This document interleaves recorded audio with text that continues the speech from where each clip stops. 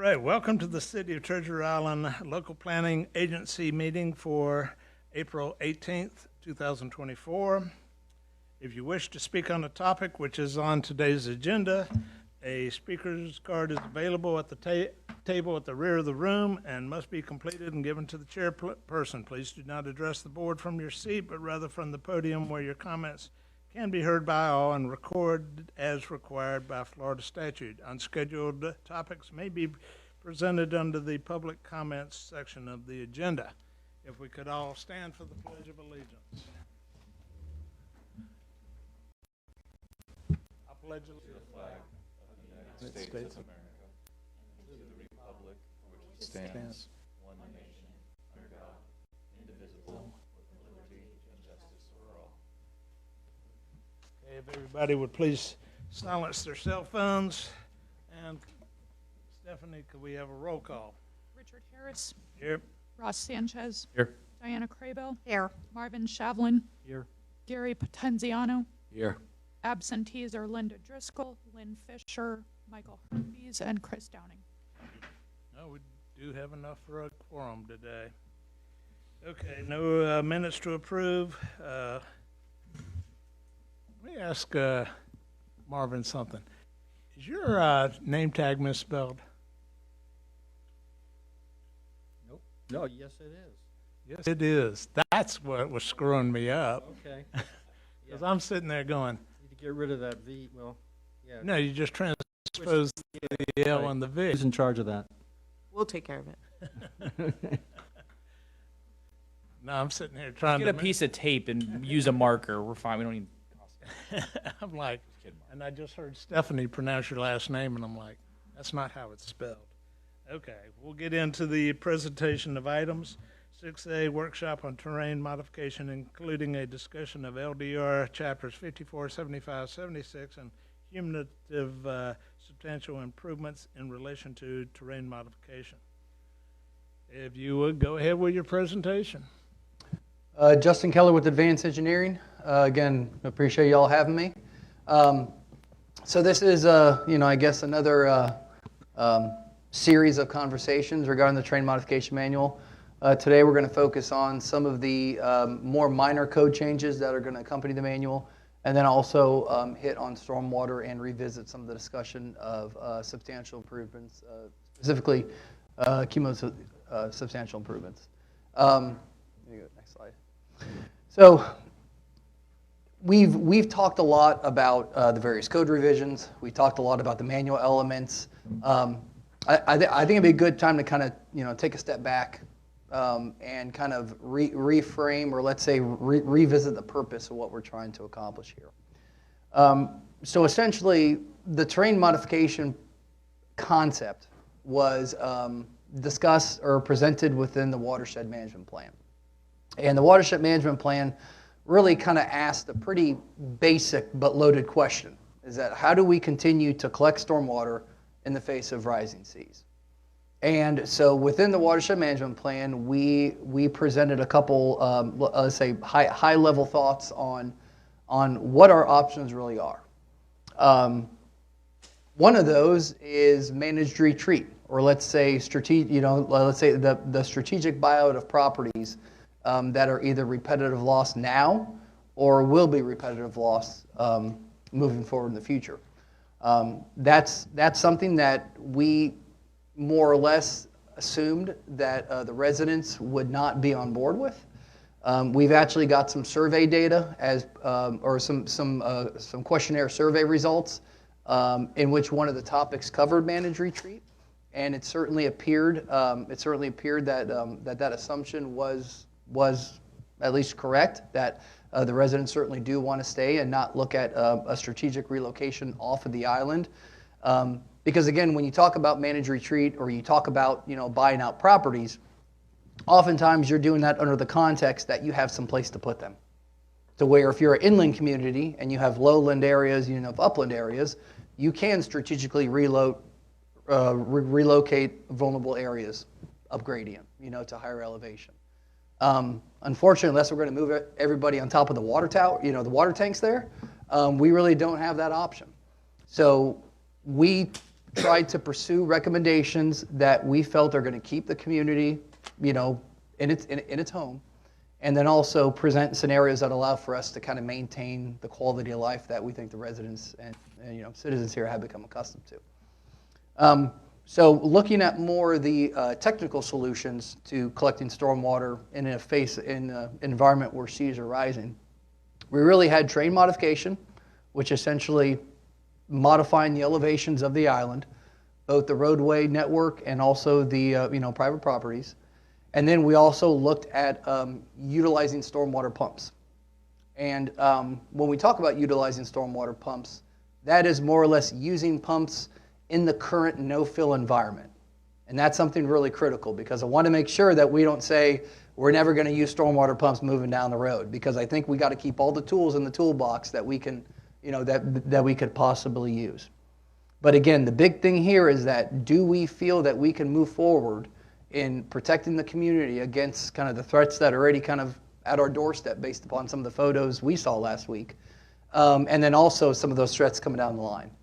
And we do feel that continuing with no-fill policies, and also, let's say, utilizing stormwater pumping stations and essentially saying, okay, we're not going to change our terrain, we're just going to isolate, and we're going to keep on building up our barriers as much as we need to in order to make sure that we essentially keep the ground, you know, the water out.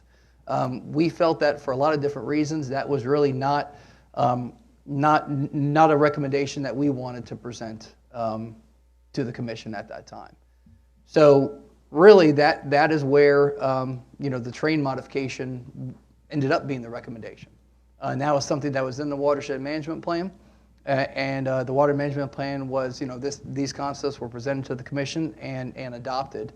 But again, I think I've shared that backstory with the group, but I did want to just kind of revisit that, because, you know, we've been talking about the nuts and bolts of seawalls, of, you know, of base floor elevations and all that. So I just figured this would be a good opportunity to kind of reframe some of that discussion.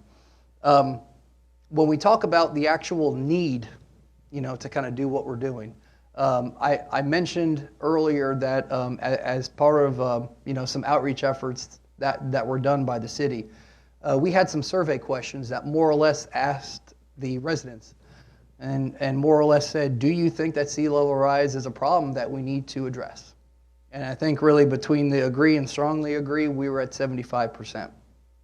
And then also we pretty much asked the question, do you feel that we need to reconsider how we build in this environment? And I think we're at about 77, 78% there as far as agree and strongly agree. So, you know, we do feel that from a big picture standpoint, that the terrain modification is a good solution for the city moving forward. We feel that in the short term and the long term, it certainly provides, you know, it allows you to essentially remove the no-fill restrictions, and it opens up that toolbox, because there is a fight that we're going to have to fight, which is these, you know, kind of future minor storm events that are going to have more repercussions like we saw last week, and then also just a continual elevation of the high tide as we see it today.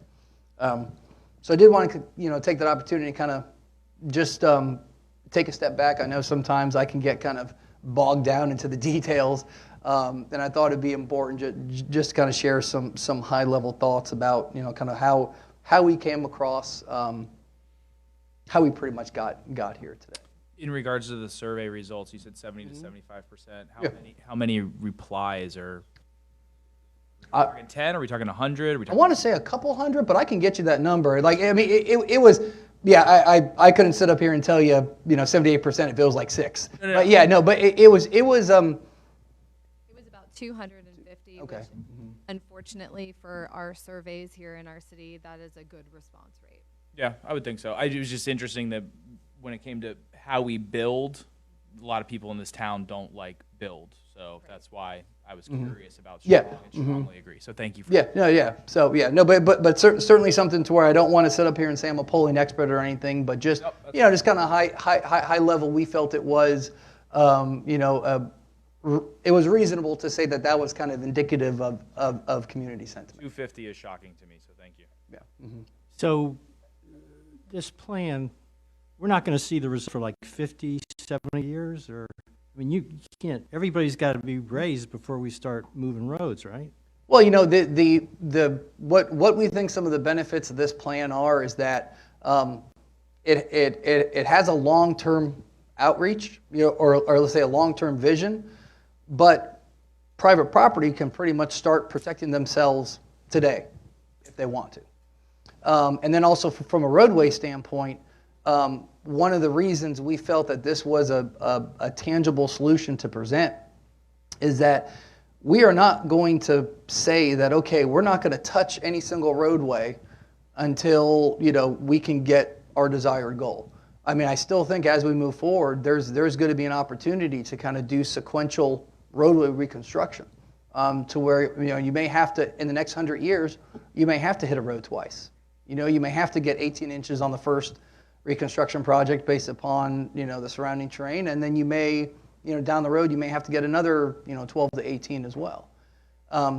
So we do feel that, you know, that's not something to where when you build and rebuild over that long timeline, that's kind of just conventional rehabilitation or reconstruction that would be needed regardless, to where, you know, your really only added cost is the fill. And when you look at the fill, pretty much once it's put down, I mean, it's there, you know, to where you are able to kind of, you know, see the returns on your investment when you come back in, you know, 30 to 40 years, you know, to do a subsequential roadway rehabilitation. But yeah, I mean, you know, one of the you know, I think one of the challenges in any kind of resiliency or sea level rise project is I'm not going to see it through. Yeah, and it's hard, you know, especially when you look at specific demographics of a community. It's very hard to sell a vision and say, you know, we need to do this now, because think about what it's like in 80 years. I mean, I have a hard time thinking about 8 years, you know, versus 80 years. And obviously that changes with age and life experience and all that kind of stuff. So that's the hard part, I think, not about this program, but I think the whole state of Florida is going to see that challenge, is that it is hard to pretty much provide a recommendation for a program that people are going to say, well, it's going to impact me today, but the true benefit I don't see until, you know, down the road for a certain amount of time. I mean, that's tough. Now, the one good thing about this program I do feel is that the private property, you see that today. You know, you'll see that today. You know, if you build to the base floor 7.6 versus what you can do under the current no-fill environment, you realize that benefit today. So, you know, we do feel that is one. You know, it's not something to where it's a complete lack of opportunities to realize some of those benefits. So, but yeah, no, it's long term. It's long term, and to be honest, you know, in the manual itself, we have some program recommendations.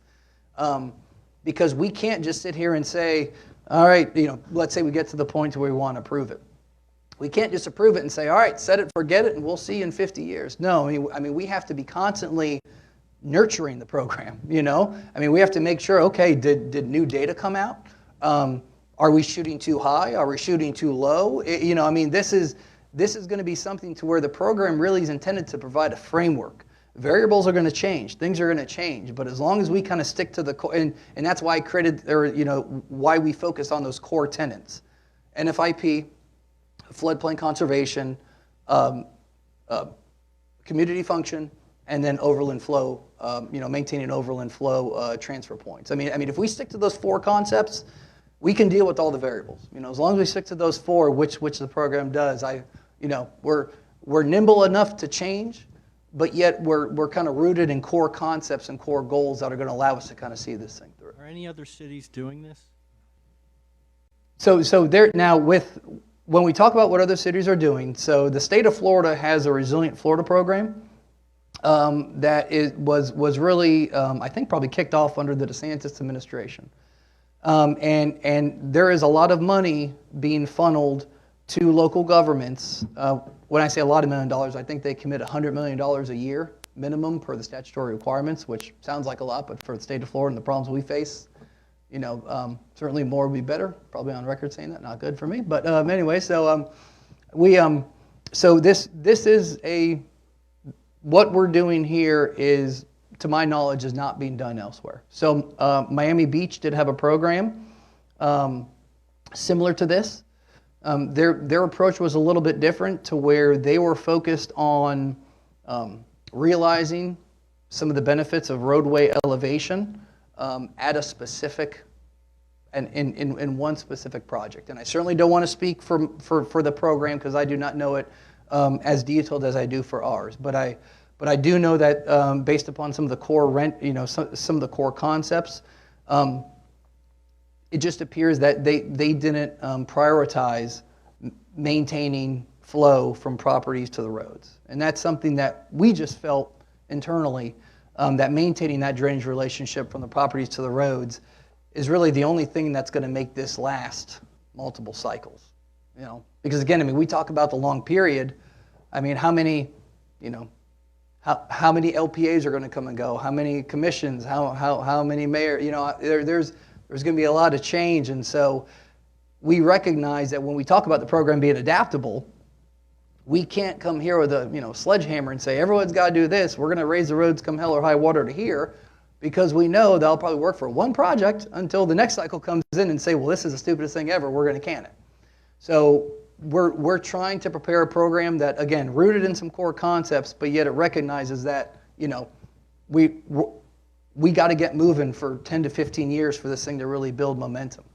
And that's going to be the hard part, This is the city's plan of action. This is the way I Cliff Note version. City's plan of action that takes a durational approach to lessen the impact of storm surge or even beat it. That's the way that I look at it. Yeah, and I'll probably steal some of your verbiage, to be honest. I like that. But I would probably flip out storm surge with sea level rise. Okay. But just because really, when we talk about storm surge, I guess technically what we saw last week was a surge from a storm. It's not, it was so it certainly will help for smaller storm events, but we certainly don't want to try to sell this like hurricane, like a hurricane be gone or something like that. And I do think that I know that you were talking a little bit about generational. I truly think in present day there's actually more generational families than you would think. Yeah. I think that there's more continuance of younger people coming in and growing families and wanting to stay and whatnot. Yeah, no, and versus 20 years ago. Yeah, no, and also too, I certainly don't want to, I hope I am being aware that, let's say a long-term visit is not just for a certain age group. It's like, as you get older, have grandkids. Well, you may have more of a long-term vision and all that than a younger generation. So really, it's everybody, and it's unique what the city's doing.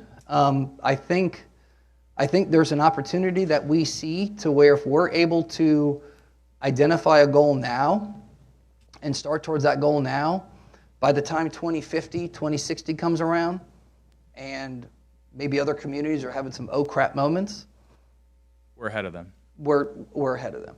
So, I sit on this board to make sure the next 50 years this place is in a good spot.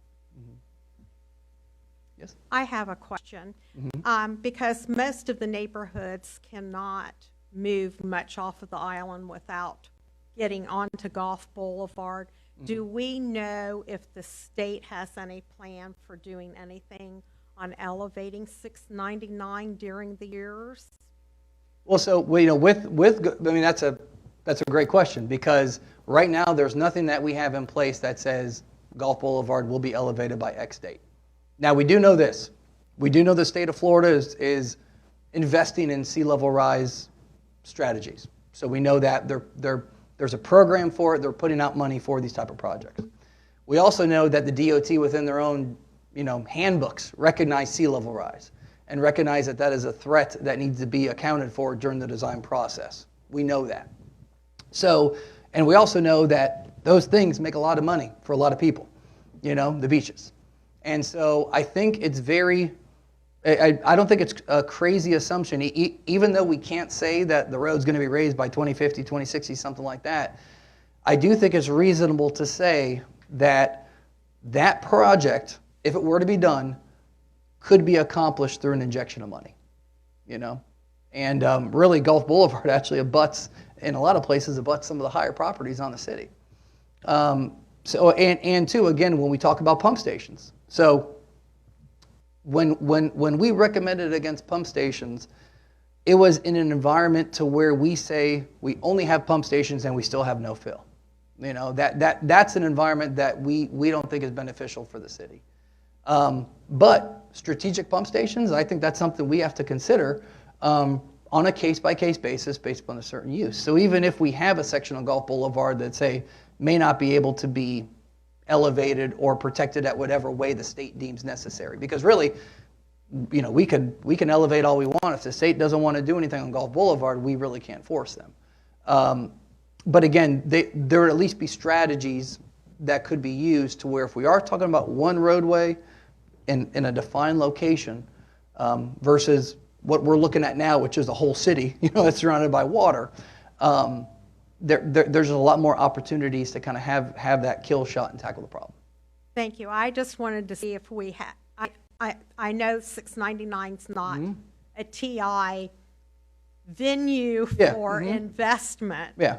But it is something that we've got to be very concerned about because if we build up and we can't get out, Paradise is about the only one that can exit the island without touching Gulf Boulevard somehow. Yeah, well, And that's why I wanted to just to see if we have had any general feeling on how they're going to be. And really, too, I mean, you know, you can kind of continue that logic in every direction, right? Our neighboring communities doing that, to where a lot of people may use a neighboring community, north, south, to the east. You know, I think as I can't sit up here and say that I have the answer for that. But I know for kind of what we're tasked with and what our goals are is that we want to kind of control the controllables that we have that we can control. That's too many right there. Control the controllables. You know, we can dictate how we build. We can dictate what our long-term vision is. And I, you know, from our standpoint, especially with the recognition that at the state and federal level, sea level rise is not a boogeyman. It's something that it's real. People recognize it, and there's a concerted effort to address these issues. I think we can say that there is some confidence that, you know, if we have a situation to where Gulf Boulevard is a remaining entity, that sometime over the next over the coming decades, a solution will be presented. Well, then I have a follow-on to Diana's question. You know, I agree with Gulf Boulevard. It's a state road. I don't think the state's going to touch it for a lot of years. But let's talk about the main entrance into the city, 107th Avenue or Treasure Island Causeway. The mayor made a statement last commission meeting that it would be raised in the next 3 years. I was kind of surprised by that because I don't think there's any plans for it. Is that been considered at all? At least I heard that he said that. I didn't see it. What we had said when actually we were talking about two different options for the west side of the causeway, one being the elevation and the other being a lesser project that would not be elevation. I think we all recognize that the expense associated with an elevation project would be grant dependent, and so that is something that we really don't have a control on the timeline of. So I would be very leery to say that any changes would be made on that side of the causeway within 3 years. I would be hopeful that we could have a design in place and a grant in place in 3 years. Well, that was interesting because I did have a lot of people that called me up and said, you know, Tyler Payne actually made the statement that it would be raised in 3 years. I did not. Like that. And I'm like, well, if he really said that 3 years for a project of that magnitude is just, is there any plan at all? I mean, is there any date that we would like to see? I mean, the main drawbridge, of course, is fine. It's nice and high. The interconnecting roads between the bridges would be the problem. Is there any plan, a date certain for that? Or is there any prospective date for something like that? That's something that we have to talk about in budget this year. So we're developing those project alternatives and talking about the differences in level of service associated with those different projects and the cost and the grant opportunities for them. So that'll be a very large budget decision this year. Oh, it absolutely is. I happened to be driving I-4 this year, or last month rather, and they are raising I-4 just east of Lakeland, just west of Orlando. I think it's a $75 million project. And it's for the Florida Panther, which is great. It's just unbelievably expensive to raise roadways. Just wanted to point that out. You know, Richard, the information came out, commission meeting, it could be a 3, 6, 9, 12-year situation in raising the road. So then some alternatives as well. If we do something, we do have a issue with water, and we got to do something with moving the water on the Paradise Lane and Treasure Lane areas. So, and that's what Stacy's alluding to. There's some option we could peel away to try to lessen the burden in other areas. So that's what they're examining, but there was no commitment. It's just a date that somebody threw at me, and I'm like, It always happens. It's amazing. you know, if we're talking about Gulf Boulevard, let's talk about the main roadway into the city too. So, it'll happen someday. Go ahead, Justin. Yeah, no, you know, I think your point, even within the WMP, when we looked at your roadway infrastructure, I mean, there's some obvious truths, right? Where certain roads are more important than others. And so within the WMP, we did identify some projects that did focus, or that did recognize, let's say, kind of that there is a hierarchy of roads within the city, especially when you talk about, we have, like, you know, Finger Island communities to where, well, everybody is dumped off to a central, you know, to it wouldn't be a collector in the scheme of like transportation planning, but to the people in that neighborhood, it's a collector roadway. And so, you know, we did recognize that, you know, when we look at projects, certainly understanding the importance of a transportation asset is something that needs to be considered. So, all right, yeah. So that's so again, I wanted to kind of give that background. If you want to go to the next slide. So this is these are some photos taken about 11 o'clock last, or 11 and 12 o'clock last week. And if you go to the next slide, that shows the gauge. So this is a gauge over in St. Pete. Again, not exactly identical, but it is intended to provide a general, you know, kind of a reference point as far as where it got. And that was elevation about 2.97. We are looking at, you know, when you look at let's say a sea level rise and a high tide, on top of that, we're looking at about 4.1 in the year 2100, which essentially would be, you know, 1.1 feet over what we saw there. And again, it's not, you know, not to try to, you know, spook people or anything like that, but just to try to, you know, share some of the concerns we have to where, oh my gosh, how do we function, you know, trash pickup in a community when the water's like that? And that's where we talk about maintaining quality of life, is that there are very serious concerns about just being able to live on the island in a normal environment, if you will, if things like this is what we're facing on. Can you go back 2 slides? Yeah, I recognize some of that, but for the benefit of the board and the audience, can you identify where some of these pictures are? I recognize the boat ramp, because I've been there many times. Where are some of these slides?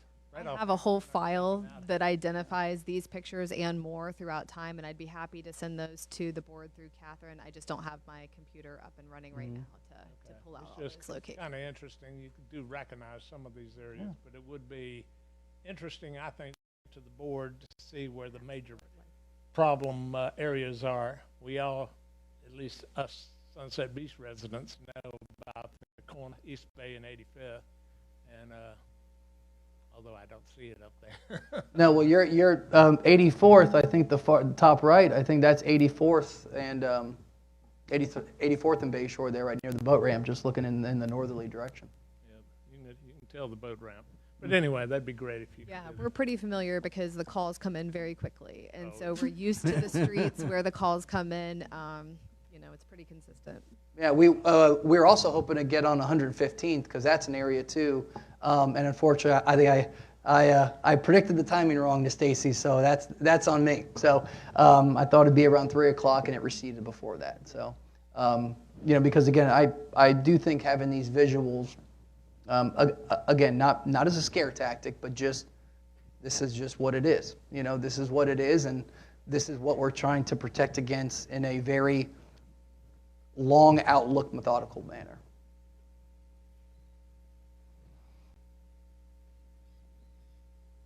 So, I'm hoping when it's all said and done, everything gets approved just because you're sick of seeing this slide. Again, the terrain modification program is it's a combination of 2 items, the code revisions and the terrain modification manual. We are here to talk about the specific code revisions. Next slide. Oh, sorry. So to date, we've discussed 69, which is marine structures. We actually recently had a public meeting with seawall contractors and residents to explain that, or to kind of have an open discussion about some of those changes. And I, at least from my vantage point, I think it was relatively positive. We talked about 66 floodplain management once, and we're going to be revisiting that today, specifically about the cumulative substantial improvements. And also, we'll be hitting on Chapter 54 utilities, Chapter 75 utilities, and Chapter 76, which is stormwater. If you do not recognize Chapter 76, good, because that is a new section. So for all you code buffs out there. So as far as the Chapter 54 utilities revision, so this is the utility section that is actually outside of the LDRs. And this is where a lot of the rate and billing data is currently now when it comes to utility fees. We are going to be keeping that in its current location. But also within Chapter 54 are some of the items as it pertains to your to stormwater management or the NPDES program. A quick aside: the NPDES program is essentially a EPA permit that is passed through the DEP that essentially allows you to operate a stormwater system. And as part of that permit, there are certain things that the city has to do each year: a certain number of inspections, a certain number of cleanings. A certain number of, let's say, certain types of outreach to the residents or to the public to share information on the impacts of illicit discharges and the impacts of fertilizer use and all that. So that is something there. And also what's really heavy in Chapter 54 now is illicit discharges. As in, how does the code handle if somebody has, if a pool contractor has unused chlorine and they're just dumping it down the drain? Chapter 54 talks about how that's handled. We felt that this is an opportunity to put that information that really is stormwater specific into a all-inclusive stormwater section, just to kind of streamline things. For Chapter 75, right? I tell you, I like the PDFs. There's not as stupid animations. So for Chapter 75, this is in the LDRs, and some of the stuff in Chapter 54 about the NPDES program is duplicated there. So we're going to take the opportunity to kind of just point everybody to a single section and strike that from the codes. Not the concepts, just the duplication. There are also some stormwater and administrative proceedings that are outlined there that we're going to be separating. And also there's some discussion weaved in there about waterfront lots. And there's 4 clauses in there about waterfront lots. 2 of them are going to go to Chapter 69 for seawalls because it talks about grading behind a seawall. And 2 of them pertain to hedges and fencing, which we'll be tackling in 68, and we're working on that as we speak.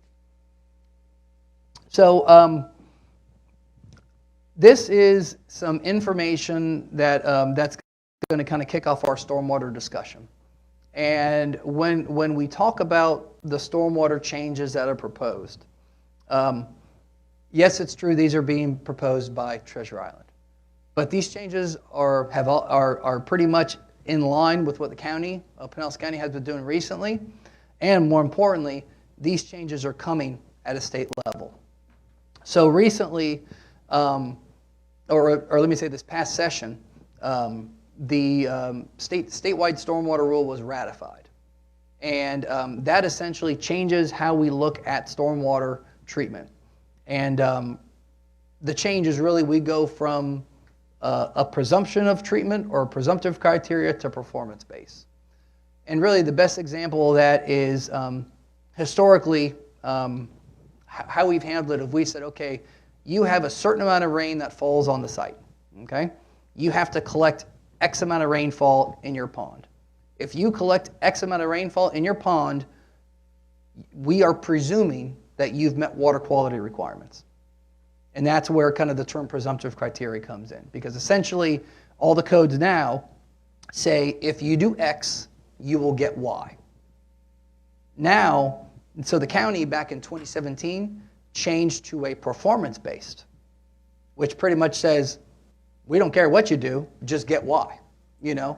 And essentially that makes a designer, instead of using, let's say, boilerplate design criteria, they have to look at the specific land use, specific site characteristics, and they have to provide a certain % reduction of nutrients, total nitrogen and total phosphorus, because those are really, well, certainly there are other pollutants out there that are bad for the water. Those are, you know, some of the pollutants of concern, especially when you talk about algae blooms and all that kind of stuff. You know, nitrogen oftentimes is a fuel for that.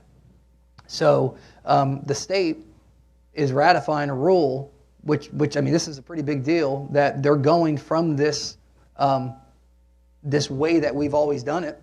And I say we because this is how I've always done it too, which is you capture a certain amount of water, put it in your pond, you've met treatment requirements, to now you got to prove it. Now you got to prove it with calculations, and you have to say, yes, we're removing X amount of nitrogen, X amount of phosphorus from the water prior to discharge. And so really what we are doing is that these concepts that are, you know, so it was ratified, or let's say it was approved by the House, the State House and the State Senate.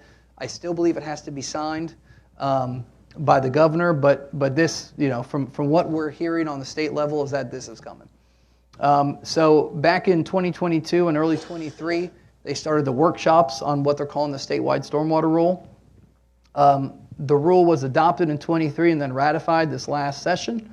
And we anticipate that the effective date is going to be sometime this summer. That's based upon some of our correspondence with DEP personnel. There are some exemptions that are woven into the actual ratified language, but even those are going to sunset within the coming year or so. So we talked about performance versus presumptive. That is essentially, presumption is you do X to get Y, and performance-based is we don't care what you got to just do it. And essentially what the statewide stormwater rule does is it kind of tiers treatment options to where it specifically identifies a type of project that's like a redevelopment. It also talks about your treatment criteria if you are in an impaired water body. When we talk about impaired, it's one that's not meeting state water quality standards. And then it also talks about how you treat stormwater when you're within the sub-watershed of outstanding Florida water. And outstanding Florida water is like a state designation of this water body is important to us, like, you know, the Pinellas County Aquatic Preserve that's around us, or Rainbow River, or, you know, stuff like that. Some of these more signature waterways throughout the state. And again, the state stormwater rule is going to be similar to what a lot of people who do stormwater design in Pinellas County, not with, you know, within unincorporated Pinellas County, have to do currently, which is you're using a performance-based criteria. So really what we're doing is we're kind of going along for the ride. Is that the state's doing it? You know, it's not final yet because the governor hasn't signed it, but the state, it appears they're on that track. The county's been doing it, and you know, we feel it's important to kind of follow these industry trends to make sure we're you know, let's say protecting our water bodies to the best degree we can. No, that's fine. So what we essentially want to do is that we wanted to take some of those core concepts that the state's looking at and kind of carry them forward. And these core concepts are performance versus presumptive. We want to pretty much say you have to remove X amount of nutrients for a site to be developed. We also are recognizing the redevelopment thresholds. So essentially what the state rule does is that it says if you're classified as a redevelopment, that you're able to be kind of tiered down as far as the percentage of nutrients that we have to remove. So we are carrying that statewide, not exemption, but the statewide clause forward. The state also talks about how your criteria changes if you discharge to an impaired water body. Well, everything we do here discharges to impaired water body, which is Bogaciga Bay. And also, the state also kind of has a section that talks about, well, what if you're an outstanding Florida water? And what if you're outstanding Florida water that's impaired? And guess what? Everything we do discharges to an impaired, outstanding Florida water.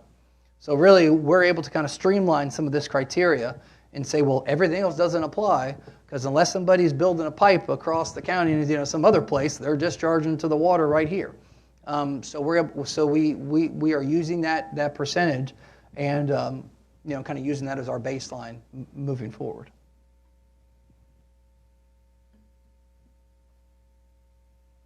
So there are 5 different topics I want to hit on when it comes to the stormwater rules or the stormwater proposed code revisions. It is, and we'll start with applicability and exemptions.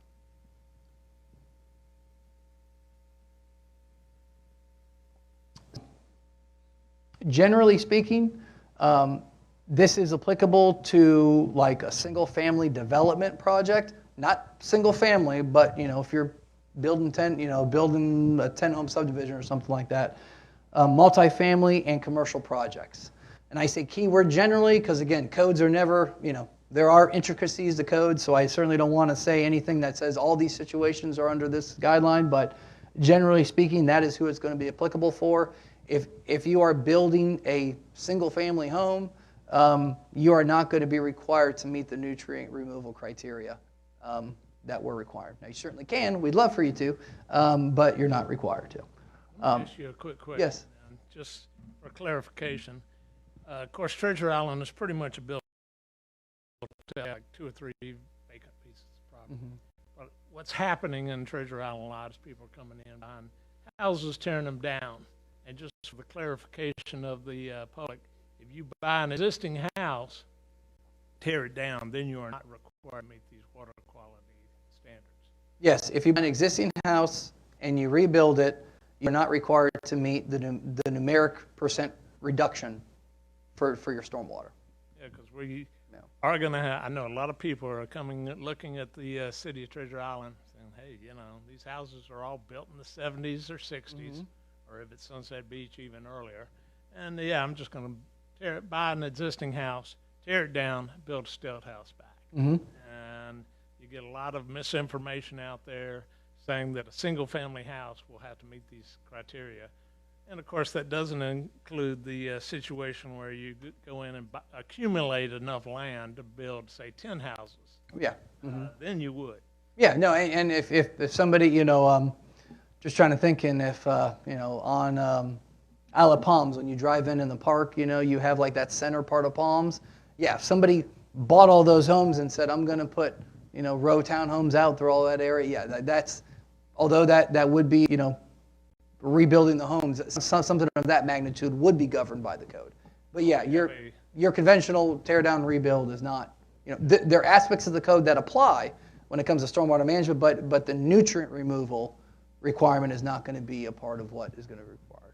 I just want to make sure that the person watching at home or is interested, for instance, we have a project that's out there in the ozone on Sunset Beach where a guy's going to come in and buy several pieces, individual pieces of property and build back 10 units.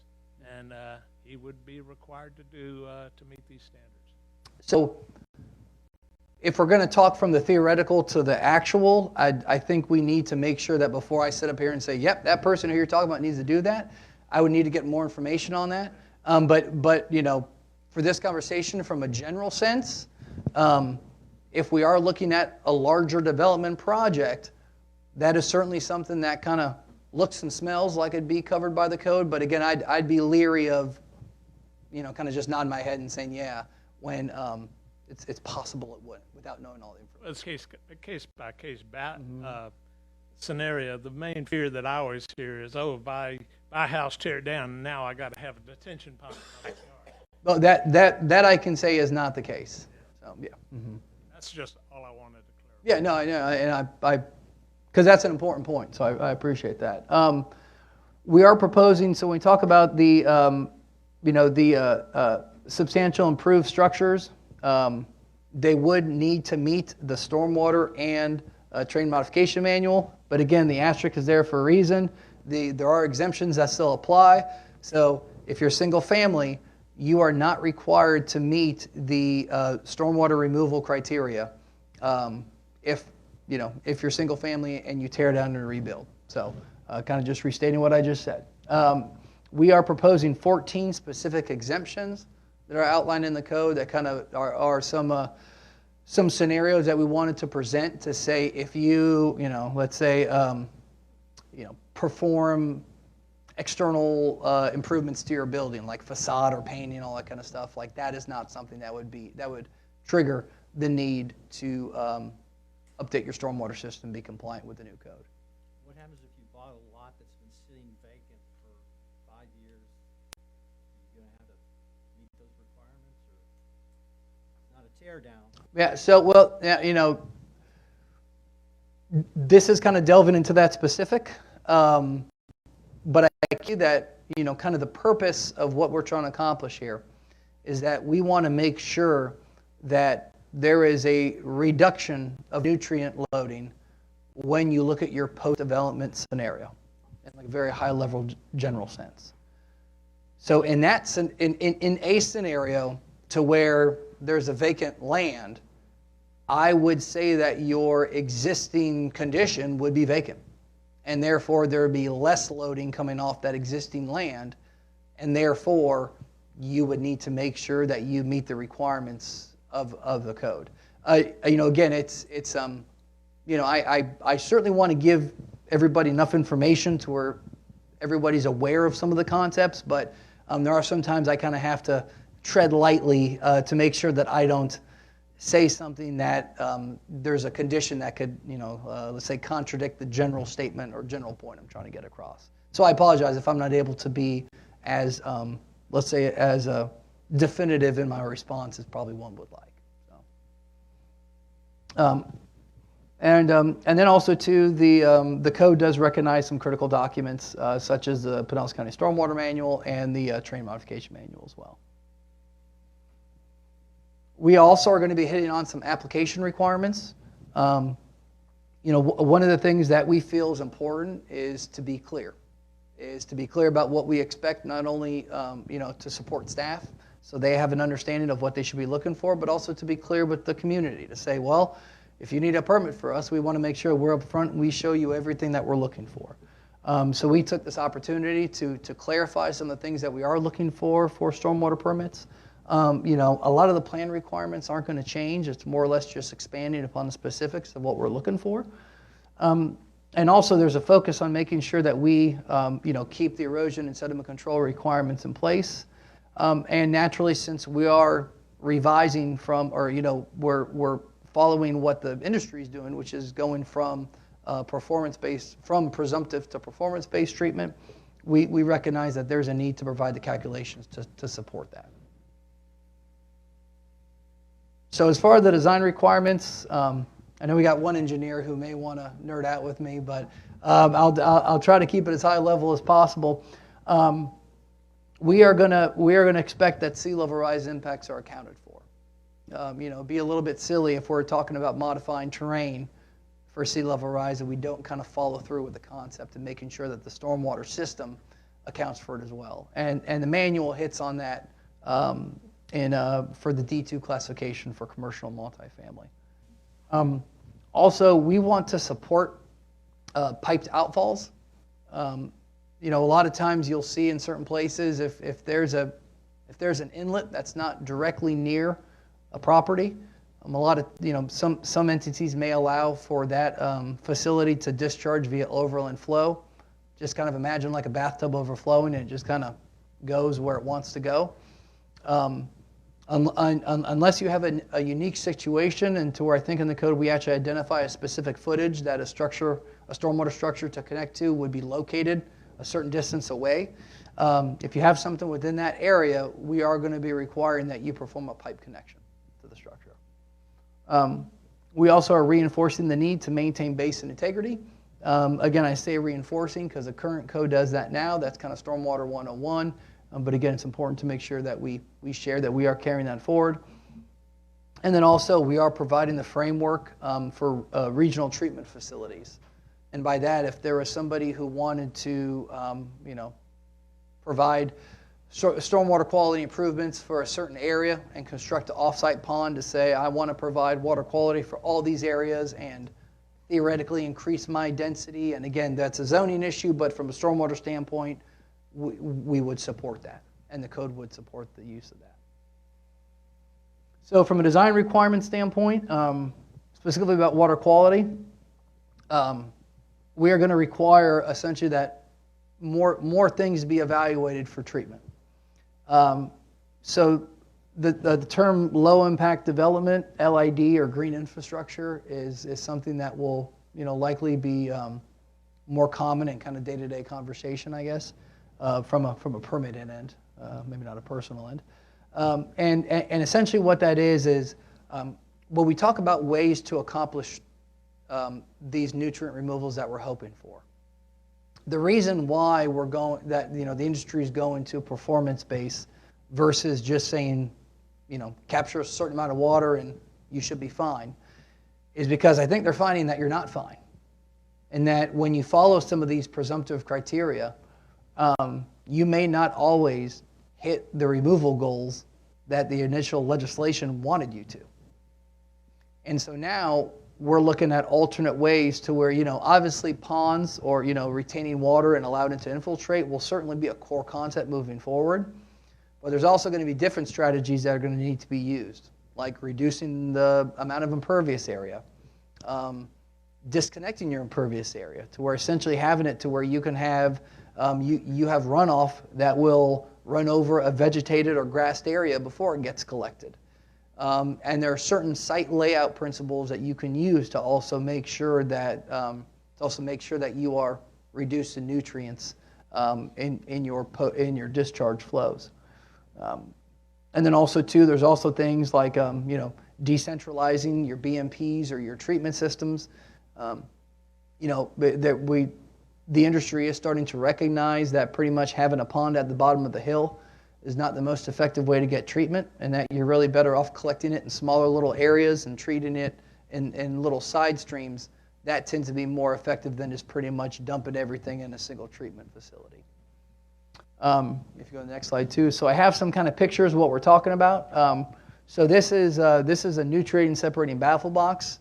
This is what we would classify as a structural BMP, essentially something that you put on the end of a pipe or before an outfall provides a degree of treatment. So the next slide is actually in Sunset Beach as well. Sunset Beach seems to be the star of the show today. This is the pervious concrete system that was constructed back in, I think, 2018, 2019, 18. And essentially what it's showing is that what it is, it's a type of pervious pavement system. And normally when we pave, it's asphalt, water hits it, runs off it, and everything that's on top of it goes with it. The pervious concrete is a little bit different to where, during certain storm events, that water actually wicks through the concrete into the rock base and essentially never leaves the site. There are some other LID systems, like as far as like rain gardens. This is an example one. And essentially what it is, in lieu of having a single pond, strategically place smaller depressional areas to collect and perk stormwater really is more advantageous when you talk about removing nutrients from the flow stream. And then also too, I mentioned that ponds are still going to be important, and they do have a nutrient removal benefit. They just may not be they still will be a critical tool, they just may not be the only tool. That picture on the left was nice when it was brand new. That's not what it looks like today. Okay. Sorry. Pain point for me. Yeah, that's fine. And so so we're also going to talk about in the code construction and maintenance requirements. When we talk about construction requirements, it's really more or less, okay, what are the side banks of your pond, what are the side bank slopes that are allowed? What are the necessary clearances that you need between your groundwater table and your pond bottom? And also, we're going to talk about maintenance requirements as well, to where it's important for us that not only we build these systems, but obviously they're not going to continue as, or not going to function as intended unless the owner maintains them accordingly. So certainly we recognize the need for maintenance within the code as well. And lastly, we're also going to carry forward a lot of the NPDES topics. We're going to expand a bit on what we're considering an illicit discharge. We are also taking this opportunity to identify or let's say codify the fact that construction sites do need to manage their discharges. That's something that wasn't as explicit as we would have liked in the current code revision. And also, we're going to provide the city inspection opportunities to where if there is if they suspect that there could be the threat of illicit discharge, we want to make sure that the city has the necessary tools to kind of stop that problem from happening before it becomes the public's problem. And then also, we're going to be outlining a enforcement procedure for illicit discharges as well. So, in addition to cumulative substantial improvements, does anybody have any maybe put a button on the stormwater discussion at least for now? Anybody have any questions about it? I forget which slide it was, but the reducing impervious surface allowable, whatever. I do find that somewhat concerning. I think that anyone who goes through a renovation, and I don't know if that applies not on a single family home or single, understand the question. It's hard for you to answer because there's different districts, there's different, like the empty lot question. Like, are you talking about a house? Are you talking about commercial? I'm not asking for a specific answer, but when it said reducing impervious surfaces, I mean, I get the reasoning why, obviously, storm runoff, but I do find concerns in regards to like a single family home who is going through a renovation project or a new build project, squeezing that impervious surface ratio down. It's hard on some of these lots to do a driveway and a pool deck or a patio or whatever as it is today with some of the calculations. So something like that does concern me. So I don't know if you have something specific in the next meeting, but that's just something that I would like to call out and know more information about. Well, yeah, and so really, in the single family example, nutrient removal criteria is not an element of like a single family permit. Okay. To where when we talk about somebody coming in for that permit and making sure their ISRs and all that kind of stuff. I saw that note. Yeah. So, but that's important. I want to make sure that that's clear because that's that would be a pretty impactful change. Now, with that being said, there is the science that supports that less impervious is better, and so from a site design standpoint, you will have improved, or let's say reduced nutrient loading from your site, the less impervious material that you have. So when a site designer is looking at how do I get that, the last 10% that I need, well, that would certainly be a tool that they would evaluate, recognizing that there is a direct correlation between impervious surface and nutrient loading. Okay. I'm trying not to sign off on something that would be more restrictive to someone trying to enhance their property from a single, like that's where my stance is.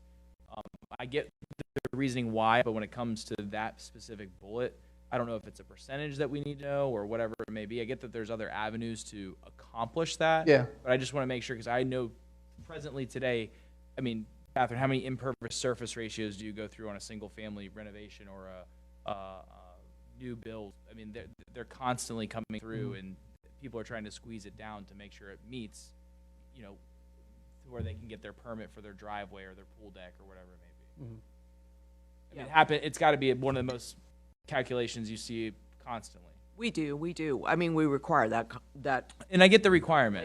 And it's 70% that's set in our comprehensive plan for the 2 residential zoning districts. It is different in the hotel districts and other districts. So it is consistent at 70% impervious right now in our comp plan and our LDRs. So, again, just where I'm coming from, when someone says reducing that, I just want to make sure that it's not going. I want to make sure I know what that number is before I say, oh yeah, I'm okay with reducing impervious surface ratio. So I feel like it's a simple. So the stormwater code does not discuss impervious surface ratio. You know, stormwater code says if you are an eligible, or if you are a non-exempt project, which a single family would be exempt, you have to provide nutrient removal to X percentage. Like that's what the stormwater code is going to say. So and also the stormwater calculations, there's a correlation between the two. So certainly this is, you know, the stormwater code doesn't have anything about impervious surface ratio within there. But there is a recognition, if you are subject to that code, which a single family home would not, but if you are subject to that code, the less impervious the better, because that directly results in a lessened nutrient load. And just to be clear, that would have to come back as a comp plan amendment and LDR amendment to Chapter 68. Okay.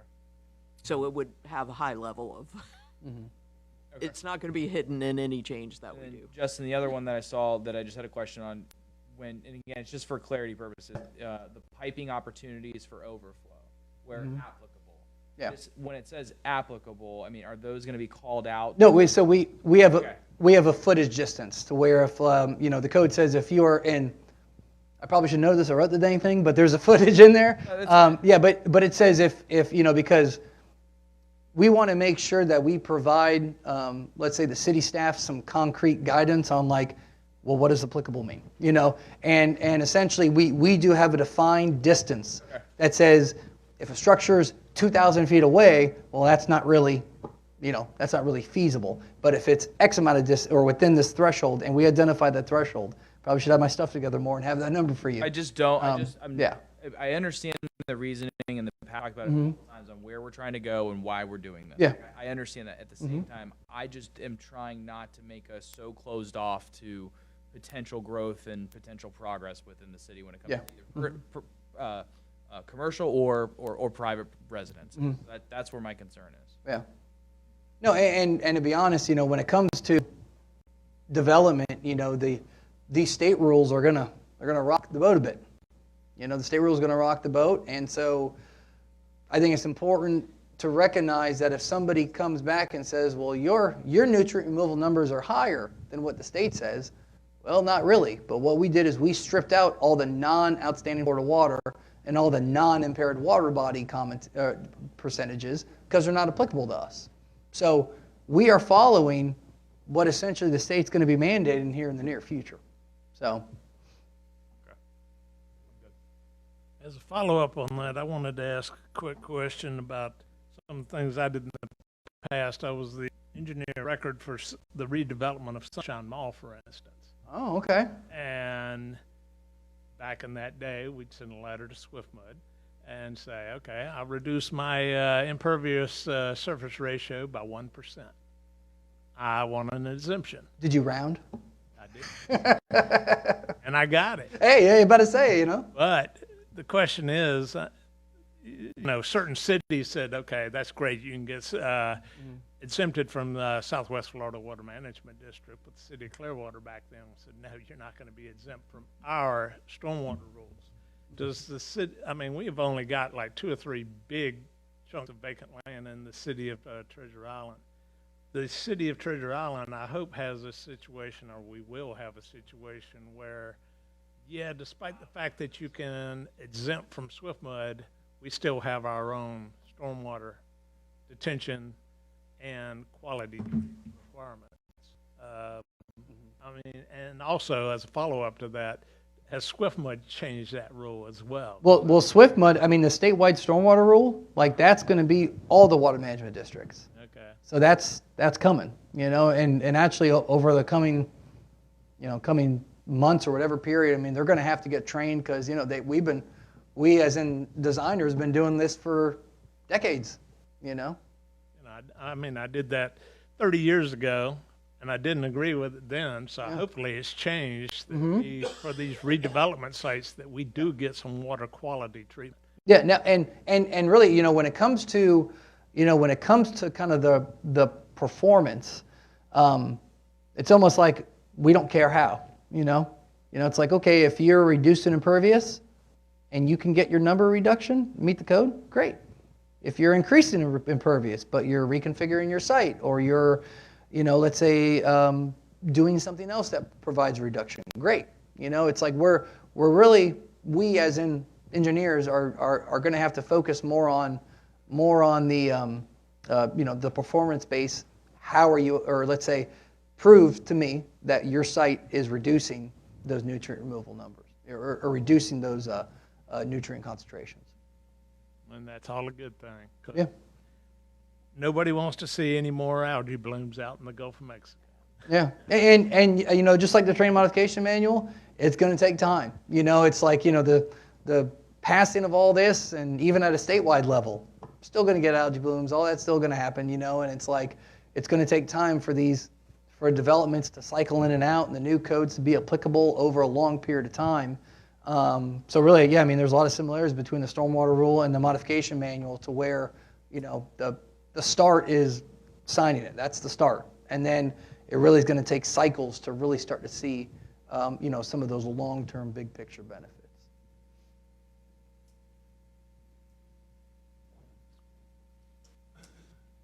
Is that it for stormwater? We're good. Okay. Please proceed. All right, so as far as cumulative substantial improvements, go to the next one. So there are a couple of things. This is really just a slide verbatim from the last time we had this discussion, and just wanted to just revisit this, is that, so when we talk about cumulative substantial improvements, which I'll kind of shorthand or use the acronym CSI for now, essentially what we're doing is that we want to make sure that we've been clear in that the market value is dynamic, to where essentially the code would have a date that says everything done before whatever date that is does not count towards the calculation. So if somebody's finishing up their kitchen now, whatever we decide down the road, that would not be included in any CSI calcs moving forward. And then also too, it's important that date that would be within the code, should it get passed, that date would serve as pretty much the timeline for when you evaluate improvements. The market value will fluctuate. You know, the market value is dynamic. And that's something to where, you know, as a property is improved and the market value increases, those are things that will remain dynamic throughout the entire process. The only thing that really holds static is that start date. And again, the calculation approach to determine substantial improvements is proposed to remain as it currently is. And what we're proposing is not unique to the county. I believe the city had a memorandum recently that, you know, kind of showed some of the coastal and beach communities and their specific policies. Again, I think, you know, to kind of show where we are in relation, or what we're proposing versus what others are doing. I think there's actually a lifetime one in there as well. And then also too, this does not pertain to corrections needed to address health, sanitary, or safety code deficiencies. Important caveat is that has to be in advance. So it's something to where if you have a storm come through and, you know, it was known that there was a deficiency, a health or safety deficiency before the storm, after the storm, you can still repair that deficiency outside of the substantial improvement calculation. Everything else is part of the substantial improvement, but more or less that one item that's known in advance is exempt from that. So just to hit on that a little bit harder, and that's a FEMA requirement today. That's the 50% rule, substantial improvements.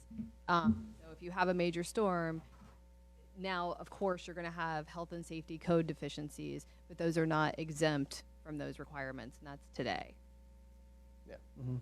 No, and there's, it's kind of a sad story coming out of South Florida, to where there was, after Ann, I think decisions made, probably not in malice, but just, thinking, okay, well, this is a violation, all that.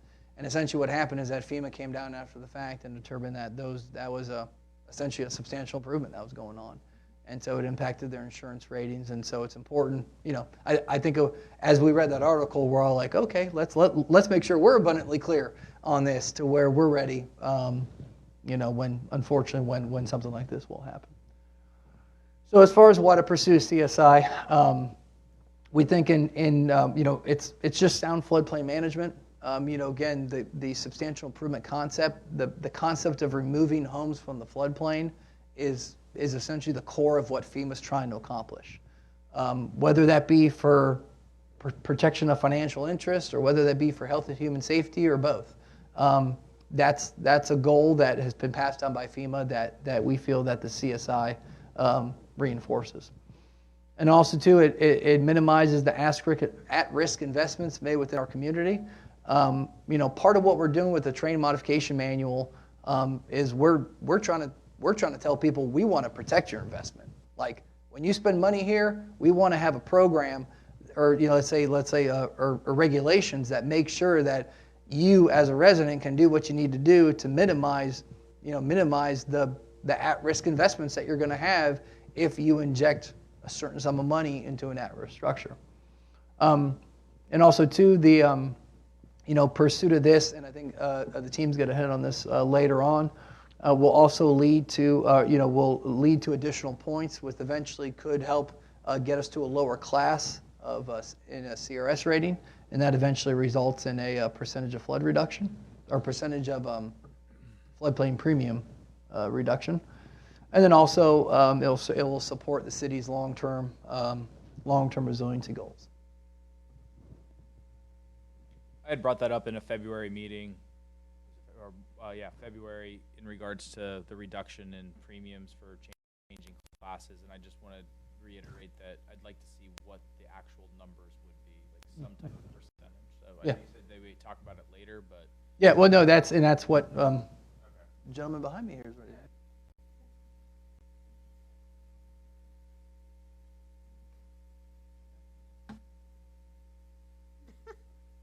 Jesse, you can have my mic.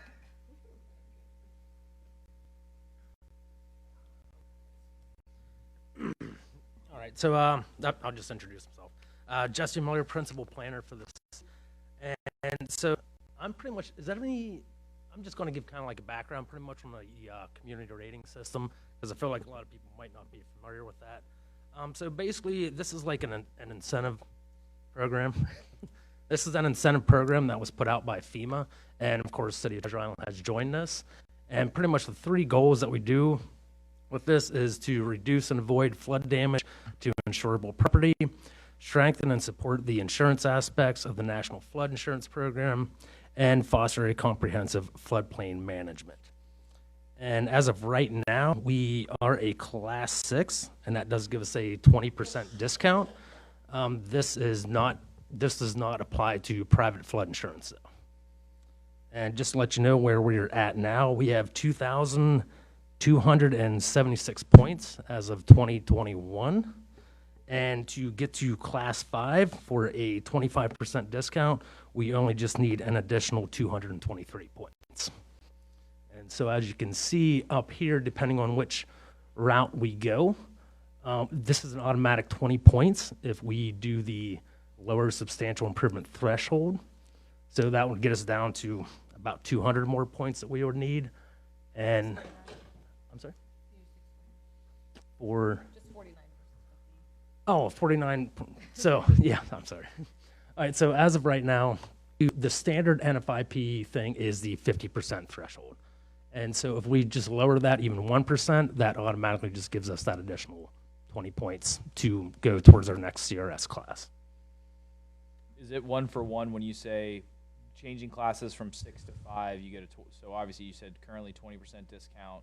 If you go to class 5, if we get to class 5 by getting those 223 points, that we would get a 25% discount. So let's say would I directly as a Treasure Island resident who has a FEMA policy see a 5% reduction in those annual premiums?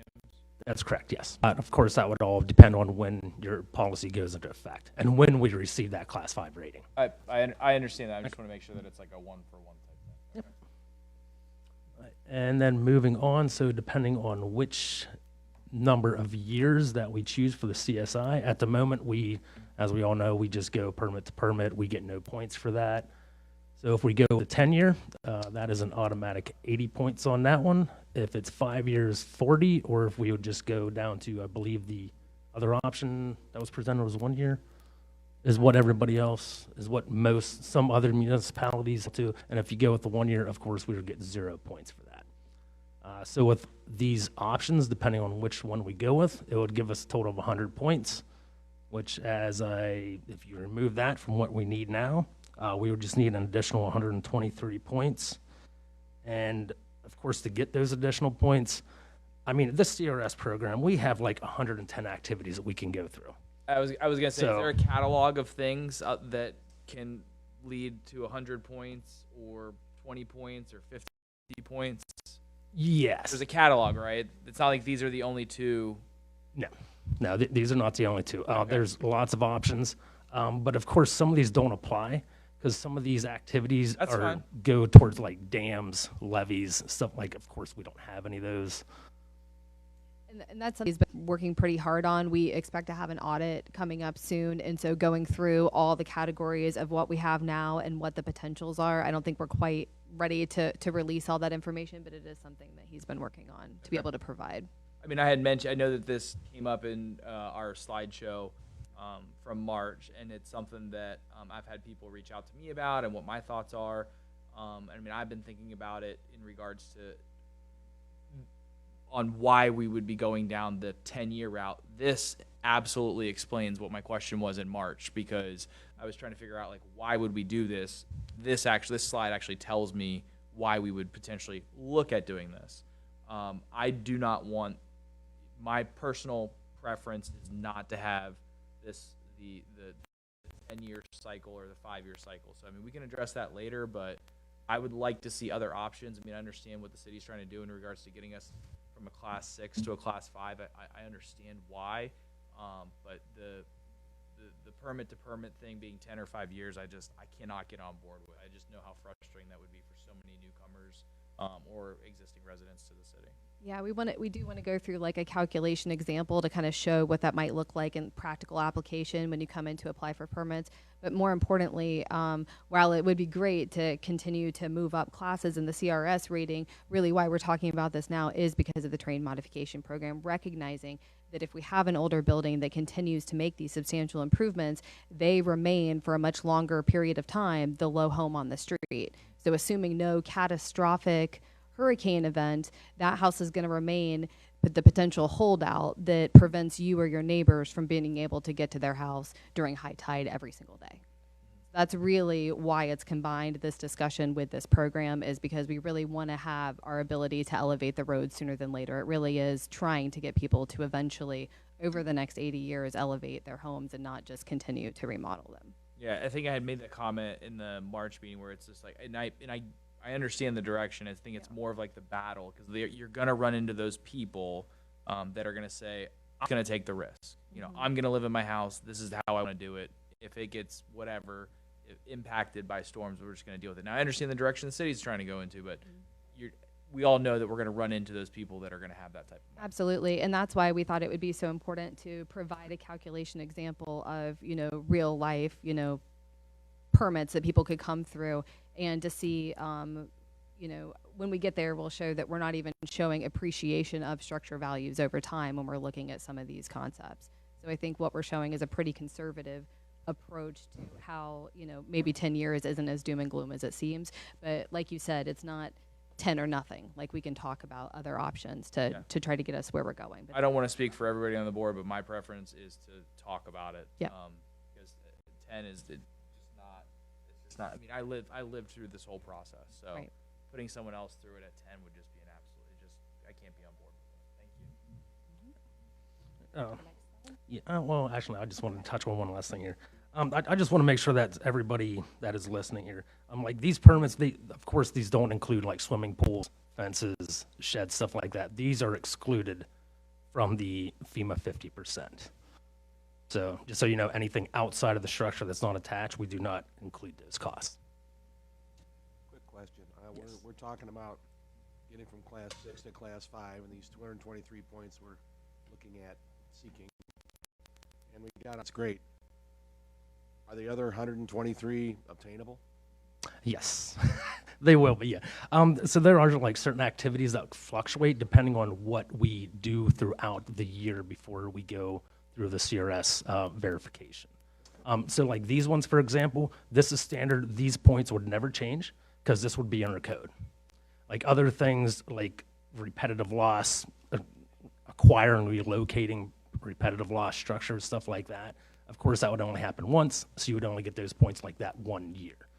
Just so you know. Great question, Mike. So follow, just so I'm clear, for CSI being a 100-point option, is that the highest point option within your catalog that may be applicable to Treasure Island? For the yes, Okay, so- that would be the max points for the 10-year and the No, I understand included that. 49%. In your catalog of options, right? Because obviously I look at options that are in this thing to find points. I look at this screen saying, okay, the city's showing me two options, one 20 points and one for 100 points out of that catalog, correct? Just for this activity specifically. I mean, of course, we have other activities Okay, where let's we're go to the like activity. limit fill or whatever stuff like that. Okay, so here, I'll change my question. Are there other activities that are 100-point value? I would have to look through the catalog and see which ones we have that would Okay. be that 100 points as well. Okay, perfect. Thank you. And you always want to provide yourself, just getting that next class isn't enough buffer necessarily, because like Jesse said, it's very auditable and it depends on how you performed as to whether or not you can achieve them all. So if they're not code-based, you want to make sure you provide yourself that buffer so you're not, hurting people's insurance premiums that coming audit year.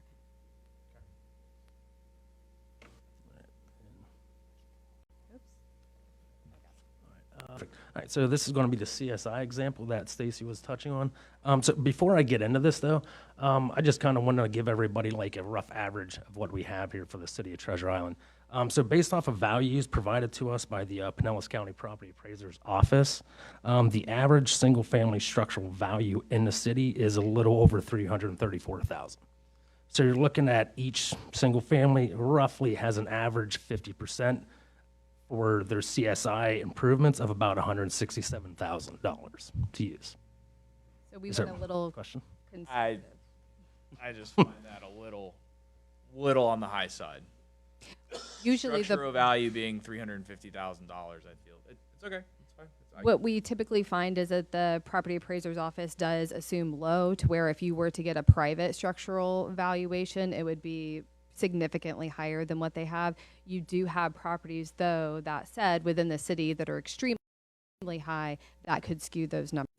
I'm sorry, I didn't mean to cut it off. No, that's fine. I would rather see that stat come from our department saying over the last 100 non-FEMA compliant home renovation permits that we have received, the structural value has been X versus that property value across all of Treasure Island. That's how I would prefer to see that stat presented.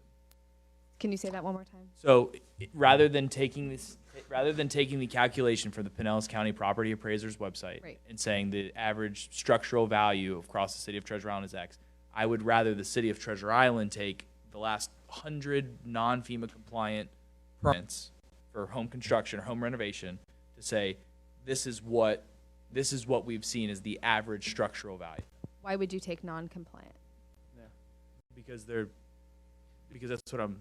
Yeah, so I think Those are the people Yeah. who are coming in for less than 50% rule. part of what we're trying to do is we're trying to capture like the current market to where like I bought my house in like 2017 and like right now it's like laughable, So I think we wanted to try to not use old data that could deflate, the numbers, to where if we took that much of a look back, I feel like we'd be underreporting, a lot of what, based upon 2019, 2020 values, which are really kind of fundamentally different now. I mean, we could certainly get but that we also data. started the example at 200 to try to be more conservative. So Okay. that was just our starting number for this example. Yeah. All right. Okay. All right. So yeah. So just moving on to the example after, of course, those are just averages. We can look into other things. Value of the structure states 200,000. 49% of that value would be $98,000. So say we go with the 10-year, the CSI of the 10-year. So first permit, $40,000 cost. Of course, that could raise the value of the structure once you would have that possibly appraised, or use the Pinellas County Property Appraiser's Office as well. And then moving on to year 4, permit 2. Say the new value of the structure, of course, went up based off of what was done in permit 1. So now you're at 240,000, and 49% of that is 117,600. Since you already spent 40,000 though, you would deduct that from the new value, which is 117,600. So you would be left with $77,600 remaining. Then say, for example, permit 2 costs 50,000. You would take the 240 plus the 50,000 equals to now roughly the value of your property is about 290,000 now. And moving on. I'm sorry.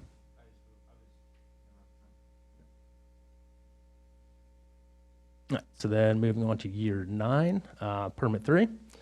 How much can be spent in, again, assuming no increase in value over the past 9 years? 49% of the 290,000 is $142,100 minus the 40,000 for permit 1, minus the 50,000 for permit 2. So now you still have $52,100 remaining to do improvements to your property still.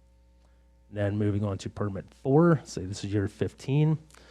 Since the proposed CSI evaluation uses a rolling 10-year period at year 15, the costs associated with permits 1 and 2 would no longer be included in the calculation. Assuming the cost of permit 3 used the remaining amount available at that time towards structure improvements, $52,100. And conservatively, assuming the value of the structure has not increased with time, how much is now available for structural improvements? Obviously, because permit 1 and 2 have been deducted from that. $290,000 plus $52,100 equals $342,100 would be the new value of your structure. So you would have 49% of that would be $167,629. Then you have to subtract the 1 permit that is still within that 10-year time frame. And so you would be left with $115,529 remaining available to still do improvements to your structure. Jesse, I have one question on this. When we're going in and doing the CSI calculation, and right now we're basing that on what's sitting in Pinellas County Property Appraisers. It doesn't have to. I know it doesn't have to, but let's say that's your starting point, unless you get your state certified real estate appraiser to come in and appraise your structure, and then that is approved by the TI building inspector, and that raises the amount higher than what the county has it. Or if you do that before you start any improvements or in the middle of these improvements, what effect does that have? So are you asking, would we use the higher value? Yes. Of course, yes. We would go with the highest value. And like I believe Stacy already touched on that, is every time somebody you would get a private appraisal, it usually comes in a lot higher than what the Pinellas County provides us with.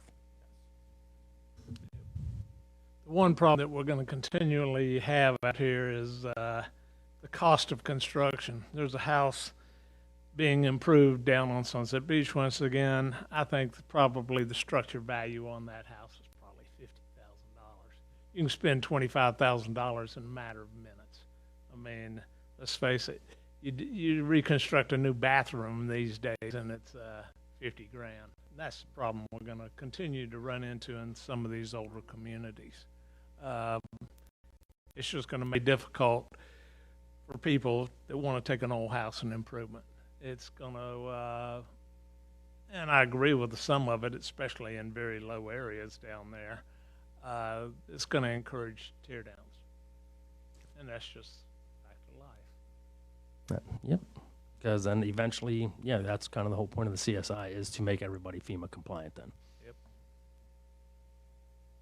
And just to clarify, I think in your one example, I think that's true today, right? Oh, yeah. I mean, that's like, that's something to where regardless of how we want to move with CSI, I think that reality for a small home, I think that exists just based upon like if you did it today. So I do want to make sure that that scenario, I think, kind of remains constant, to be honest. And it is. I mean, that's what's happening right now. Yeah. Mm-hmm. I mean, it's that house that I used as an example. It's, 100 yards away from my front door. And it's been sitting with Tyveks all over it because they can't get a building permit because they tried to do it without a permit. Shame on them.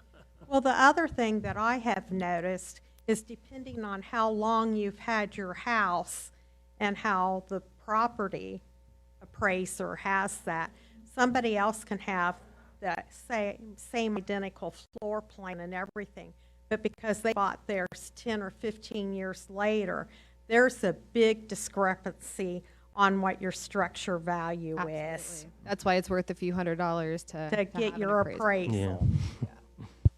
You just get a tax discount, right? What was that? You just get a tax discount.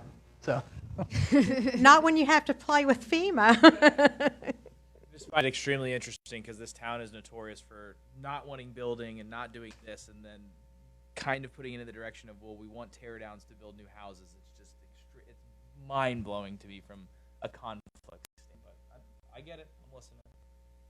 Usually, a lot of people do not like new building when it comes to Treasure Island. So here we are, and it's kind of like we're trying to go to the direction with CSI in regards to new buildings, which doesn't matter commercial or private property. It's just I find it just absolutely mind blowing. It is a very different direction, but I think what people are going to find that they hate more is driving through water or not being able to get around. Yeah.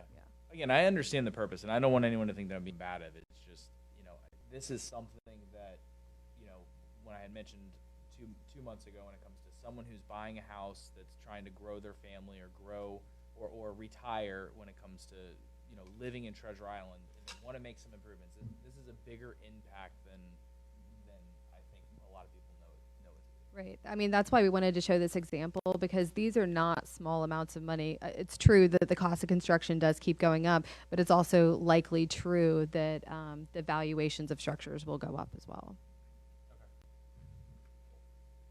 When does like when does the CI piece need like kind of like a final sign off in regards to what goes into Elevate TI? We're all still preliminary, right? We're still having conversations. We're also developing it. So there's more conversations about this topic specifically before it gets inked. So we've had so many meetings with you all, and we still have a few more to come. We still haven't hit on zoning, which is a big one, which is Chapter 68. Okay. We still have a meeting that we're planning to hold May 15th with contractors, architects, and engineers to talk about the program as a whole and what that means for them to submit applications and work with the city. Thank you for doing that. But we were hoping to have the majority of that conversation today. I don't want to put, I don't really know how far along Jesse is with trying to wrap up some of his projections of where we can get. So I don't know how soon we can provide that, but perhaps we could have one more conversation when we bring zoning back, even though that is a big one to talk about this. But we were anticipating one more meeting with you all to talk about 68 and then one to kind of final workshop and wrap up. Okay.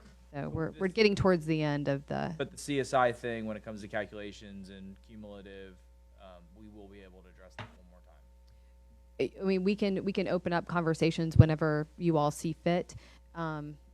However, I know there are a lot of people who are anxious to keep this moving as well. So if there's anything that we can address for you today, or if you can point us to additional specific information that you would like to see that would help you to make that decision, that would be very helpful. I would like to see I don't want to speak for everyone. I'd like to see other options for the points available that are not 8 and 10 years. I know that Jesse said zero cumulative permits is 0 points, but I would like to see what other options we could find. For CSI, there are none. Yeah, that's actually what I wanted to check on. So you're talking about other activities that do not involve CSI? Yes. Okay. Personally, I don't like, as everyone knows, I don't like the 10 or the 8 or the 4. Or I think it was 10 and 8, you said? 10 and 8? 10-5. 10 and 5. I do not like the 10 and 5. Yeah. So those are the only ones that they give us points under that program, and they're also important to help us to achieve this whole program. So we're just not going to get there if people continue to never rebuild their structures. So that's why this is so important to us. We're not saying it has to be 5 or 10. Maybe you don't want the points. Maybe you want it to be 4 years. Maybe you want it to be 3 years, whatever that may be. And the other thing that I wanted to bring back, and I think, Diana, you may have brought this up previously, is because of insurance impacts, I've run into the same problem with my own homes of not being able to insure a roof, even though it has time left. You know, they say, well, we don't care if it has 5 years left. You know, you're not going to get that insurance unless you replace it. We wanted to go through that calculation because there is enough money in there generally, even when you're doing permits every couple of years, to probably replace a roof and not have a problem. But we do not have the question answered if we do start to provide exemptions within that CSI calculation, whether or not we would get any points at all. So if we start to make additional exemptions other than health and safety that's already allowed for, we do not have that clarification. So that is one big point that we wanted to have answered for you to come back anyway. The other activities you're talking about, you said something that are they changing all the time every year, or even if we could come up with the points via that method, there's a problem with that, or? Some aren't applicable to our situation. Right, I get that. But Yes. I thought you said something that maybe they change, or The you, properties that Yeah. they keep on flooding, and you can only get it the one time. Yeah, and that, and also depends on like some activities that are performed, like say, like staff changed within the past year or something like that, and some activities were not done within that time frame, then we would not get points for that year. So that's why some things are missed, some things are added it's in on. the code, you got, you got it. Yeah, once something's in code, that's solid every time we would get those points.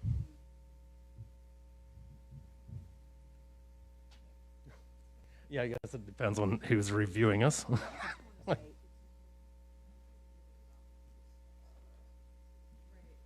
And what Catherine's saying is just kind of what I was trying to reiterate is CSI and the CRS points that are accompanied with that is the cherry on top. But that's really not why we're talking about it right now.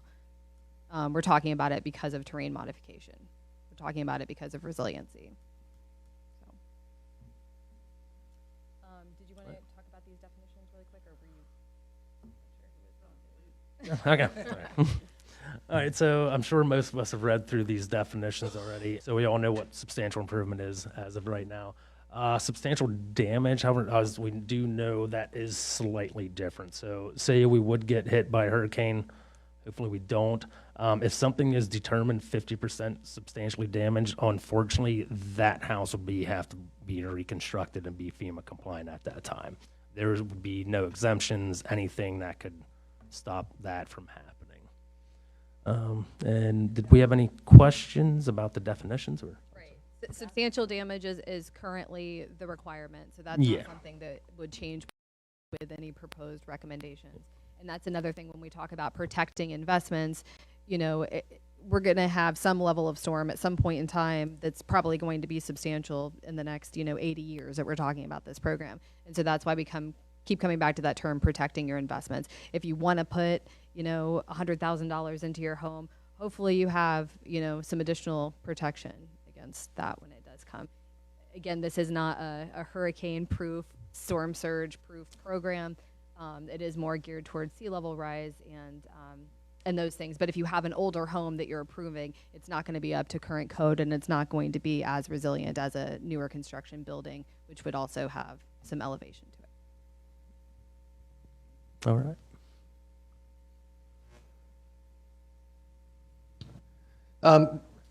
So Stacy hit on that. I think certainly we want to maintain positivity and say if a storm hits, like it's going to happen, right? I mean, it's bound to happen, whether it's next year or 2 decades from now.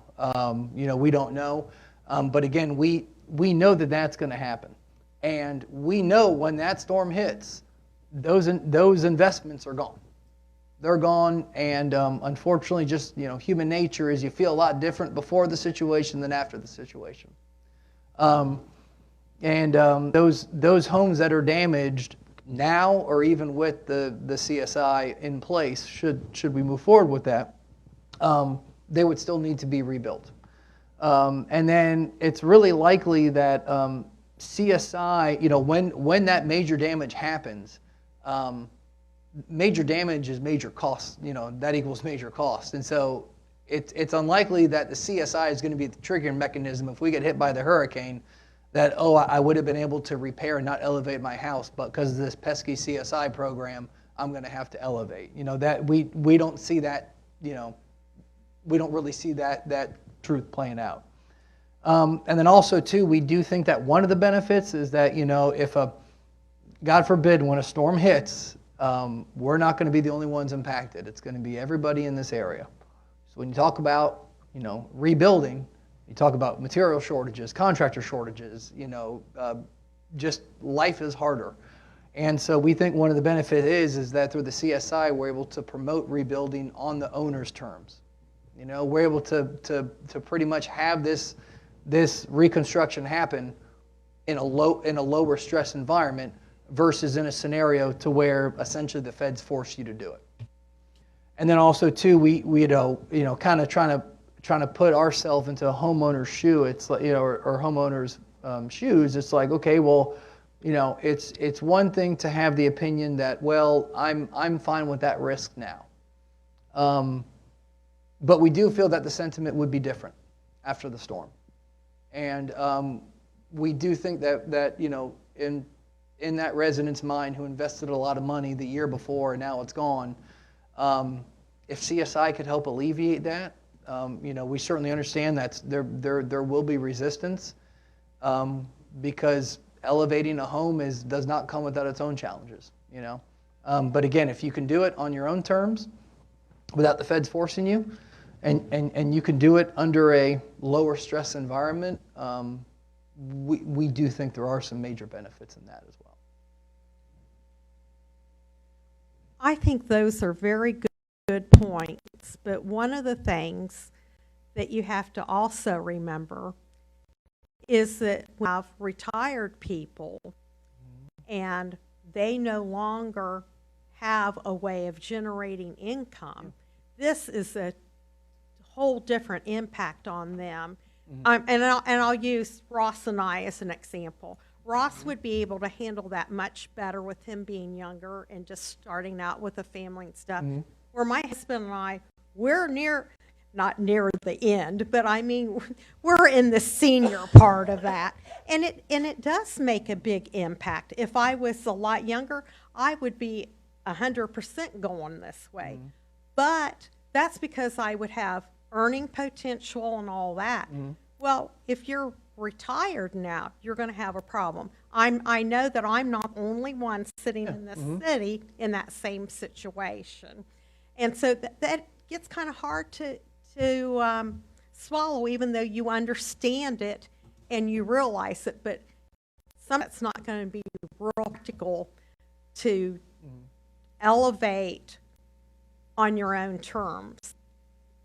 Personally, I think mine's going to be, if we get severe damage and the feds make me do it, then I'm going to have to do it. But up to that point, I may not. So I may be the lonely one on there saying, okay, on the street, and I'm the holdout because I'm 90 years old and I'm not going to spend what money I have left in the bank to elevate for my next year of life. No, and really, the one thing that we feel is important about the program, we are not forcing anybody to elevate. We're not forcing anybody to elevate, and the thing is that if you're a retired person and you don't have, let's say, a steady income stream, and you have a situation to where you're like, you know what, I want to fix up the house. I think the CSI still allows for that. True. And that's really something to where, kind of with that example, we really wanted to show that, okay, can you make everything, marble and blow out everything? not under CSI. But again, that doesn't mean you can't do stuff, you know? And so really, that we feel that with the CSI, we are not stopping people from making improvements that are necessary because a baby's coming or because they have, you know, they have an elderly relative moving in with them. These kind of life situations, we still feel the CSI can tackle. And if you've been doing stuff in the prior year, all that doesn't count, you know? So this is all looking forward, you know? So I think in your example, you have the ability to choose, I'll wait until the feds make me, you know? And that's something that we recognize, that if people don't want to elevate, then they don't have to. But also, if you're looking to put in $300,000 into your home, that's a different animal, you know? And so really, we're trying to thread the needle between recognizing that people got to live their life and recognizing that, you know, there are people who are just going to say, well, I'm just going to, you know, keep up the house, and when I get forced to elevate, I'm going to elevate, and the program supports that. But we also don't want to have it to where, you know, you have a structure that's at grade, and over the next 20 years, we have millions of dollars being sunk into that property because of a loophole within our permit program. And even that, you can, you know, if you space it out right, you can still put a bunch of money into the property. So, you know, one of the things I think we really wanted to hit home with that example is that this is not saying that, you know, when life happens, you can't do stuff. You know, there's still improvement money on the table in the CSI, and that approving CSI is not saying that can't paint your house, can't do anything. You know, it's not that. There are restrictions on it. I mean, there are, you know, there's a threshold, and there's a rolling 10-year period that hasn't started now. So again, you know, I think to your point, we don't want to force people to elevate if they're just minding their own business and retired, and, you know, yeah, no one's going to be 99 and elevate for the last year of life. But again, too, if that 99-year-old, you know, wants to gold plate everything, well, that's a little different animal, you know.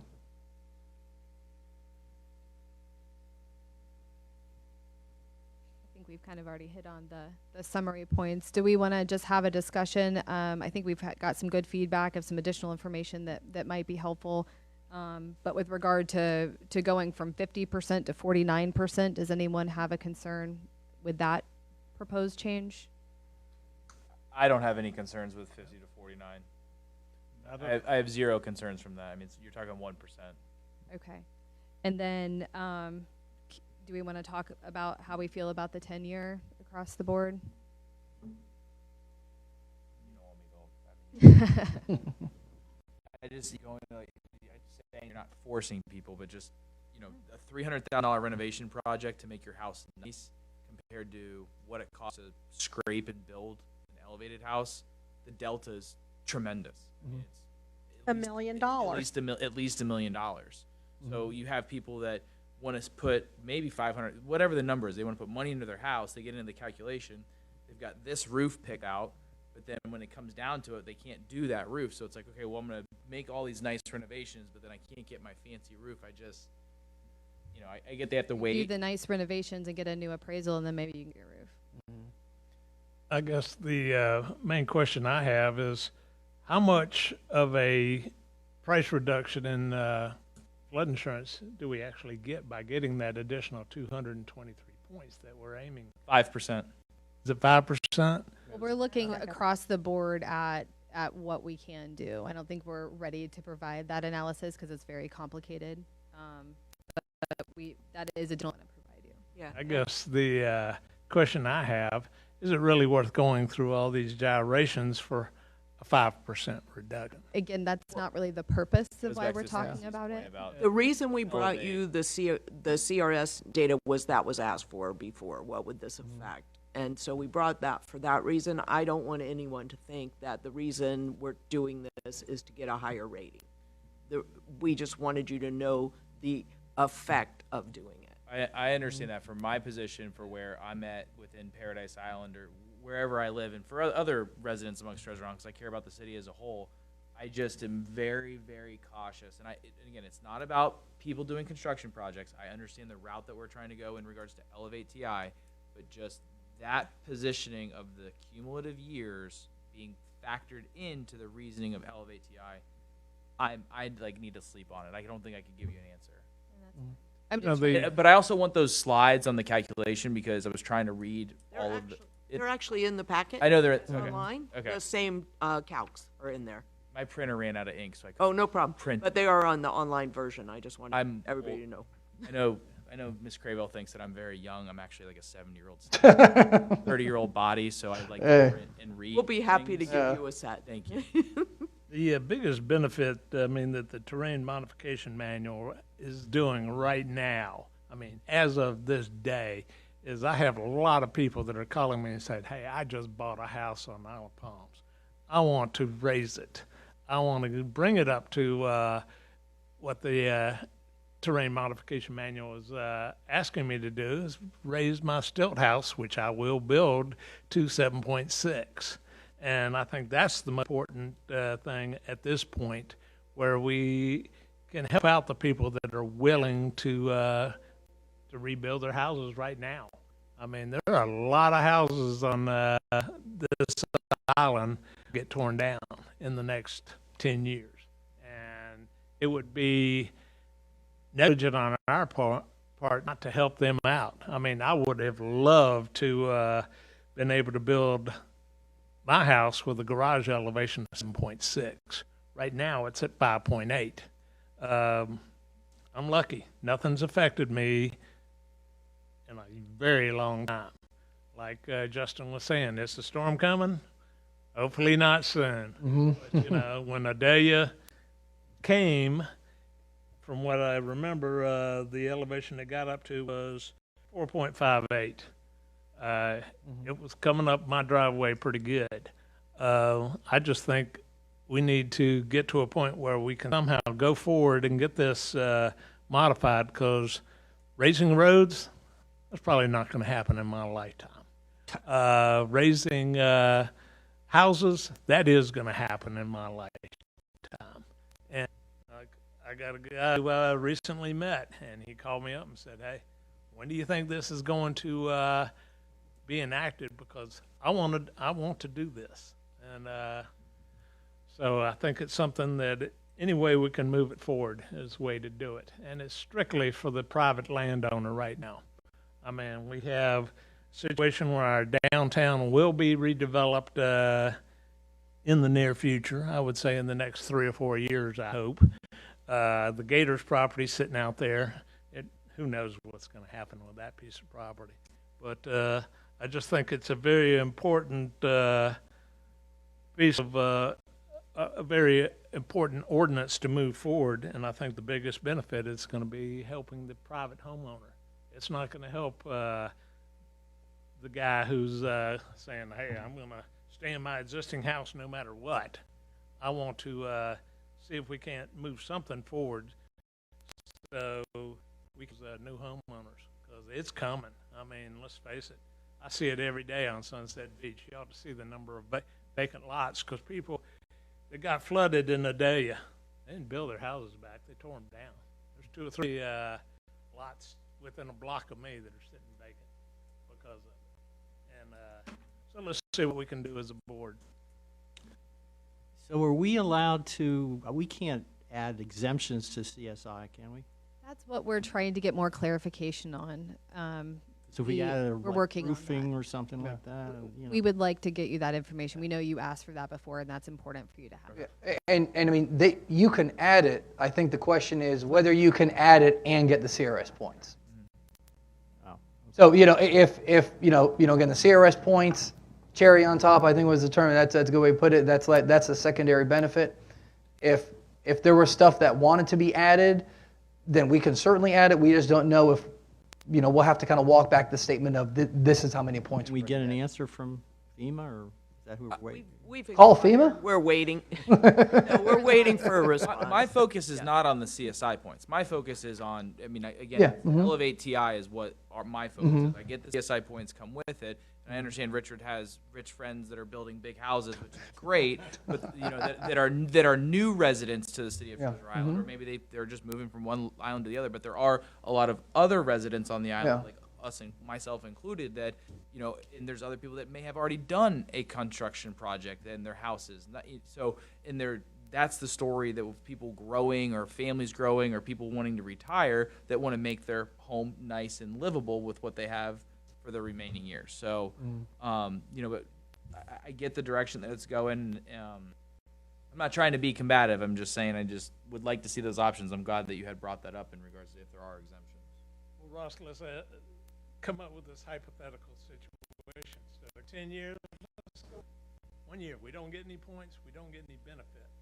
But if we make it 1 year, you're able to help these guys out that want to keep their house at zero a little bit. I mean, I know that we ultimately want to raise the whole island. The target date is 2100. Nobody in this room is going to live to see that. Don't count me out. But, just wondering, I mean, if we made it 1 year, yeah, you'd have a lot more people that would not meet what we're trying to achieve by 2100. Mm-hmm. What's going to happen in the next 76 years? We got no way of telling. No way of telling. But I'm just trying to figure out a way. Stacy, is there a middle ground between 0 and 5 that works for Elevate TI? Yeah, I mean, I'm just trying to figure out is there a, like you just said, a middle ground? Something to make everybody happy. Yeah. And I do want to see what we would come up with was a passing of an ordinance that would allow fill to be brought into this island. I think, let's put it this way. I built my new house in 1996. I can't remember what the laws were back then. I brought in a lot of fill. There was a lot of fill brought in on that lot. Was it illegal? Well, I don't know. I'm past the statute of limitations now. All right. At the time, I didn't realize we had that law, if we had it, but I do know that we have it now. And it's a situation with tidal rise that we need to get rid of the no-fill rule and start allowing people to raise their houses. Yeah, I'm not an expert. I mean, Stacy, is 3 years? If you're asking for a middle, I think that's 5. I do. Because the 10 seems like 10 rolling does really seem pretty, especially if you get a pretty good, let's say, level 1 hurricane come through. You may have eave damage or roof damage. That 5 years would still allow you to kind of take care of some of that roof, even though you weren't, and you could still maybe do improvements. I think a 5 year. I'm good with 5. Go with a 5 year. I could be on board with a 5. I just don't want 10. I mean, I want people coming in here and doing building permits. I mean, they're giving us money. I mean, if we're not going to have any commercial development bringing us money, let these homeowners keep doing renovation projects. But I mean, I'm good with 5. 10's aggressive. Are you comfortable talking about how terrain modification might look with elevating homes as opposed to rebuilding? Yeah, no, I think when you talk about elevating a home, from my own personal experience and getting a quote for it, essentially what it is that they put beams underneath the structure and they elevate it, and then they normally construct like a piling or a column system to support it. Crazy. And then what you would do is then you would likely, if we move forward with the with the terrain modification program, then really what we would do is that normally we would set that elevation based upon what the floodplain plus the BFE is. With the terrain with terrain modification, this is actually a nice introduction to a new concept we're going to talk about for Chapter 68, which is your terrain modification adjustment factor. So essentially what we recognize is that there's a certain style of home that is out here to where you have your garage underneath and you have your lowest floor per building code definition, but like your living floor up top. And right now that living floor is based upon a BFE plus 2 elevation. So what we didn't want to have happen is say that the living floor stays at the same elevation and most people want a garage underneath. And essentially what we're doing is saying, okay, well that garage has to be at this elevation and you only have a certain height garage that really isn't practical. So What we're proposing is a terrain modification adjustment factor that essentially allows you to take the delta, or the difference between your existing grade and your proposed grade, and add that to your BFE +2 plus your terrain modification factor, which will allow for conventional, or which will allow for kind of the conventional style of home that you see out here to be built. And again, when we talk about the delta, we're talking about like usually what, a couple feet, something like that? 2. Yeah, like generally This is 2 to give feet. you additional height, to not take away, since we're making you raise it up at the bottom, we don't want you to lose a Squ- floor yeah. on the top, or to have a low garage or something like Yeah. that. So, and then, so when you talk about elevating the home based upon what the lowest floor would be, which would include your BFE plus your freeboard plus your terrain modification factor, then you would essentially pour the slab at the living, at the base floor elevation, and depending on the type of special flood hazard area you're in, if you're coastal A or you are coastal A or in a velocity zone, you'd build like a breakaway wall system, or you'd keep it open. And if you were just in an A zone, then you would pretty much finish out your garage and put in flood vents. With the goal that kind of the usage would be really kind of similar, whether it's a new build or an elevated home. It's still kind of that conventional home you see here, which is the garage underneath and the structure on top. I guess my question, I'm sorry, was more along the lines of, you made a good point that the cost to substantially modify a home versus the cost of new construction is so different. Is that a middle ground potentially cost-wise? It's like 400 or 500 grand for like a 3,000 square foot home. Yeah, I would think that probably somewhat less, but maybe. I think what we had talked about Yeah. was there was a lot of new contractors coming online who were able to do this Yeah. work, but the cost of construction has gone up, and so I think we're still kind of in that. It's just wild when you have, let's just say you've got a pool pump hooked to the side of your house, you've got plumbing, you've got a generator, you've got Oh yeah. Mm-hmm. electric, the lines. I mean, I've talked to my builder about it. I mean, it's just there's a lot of things that you don't think about, as including the mess as well. I mean, it is Yeah. an extremely messy project. I'm good with 5 though. I mean, I think with the way that you laid it out, I appreciate that. I just need to go through those slides for the calculation thing, and I'll understand better. And if it's in the pack, I'll read it online. With So their, print you a copy. So really, we're really going to have to elevate every single home, even the things that were built in the last 10 years.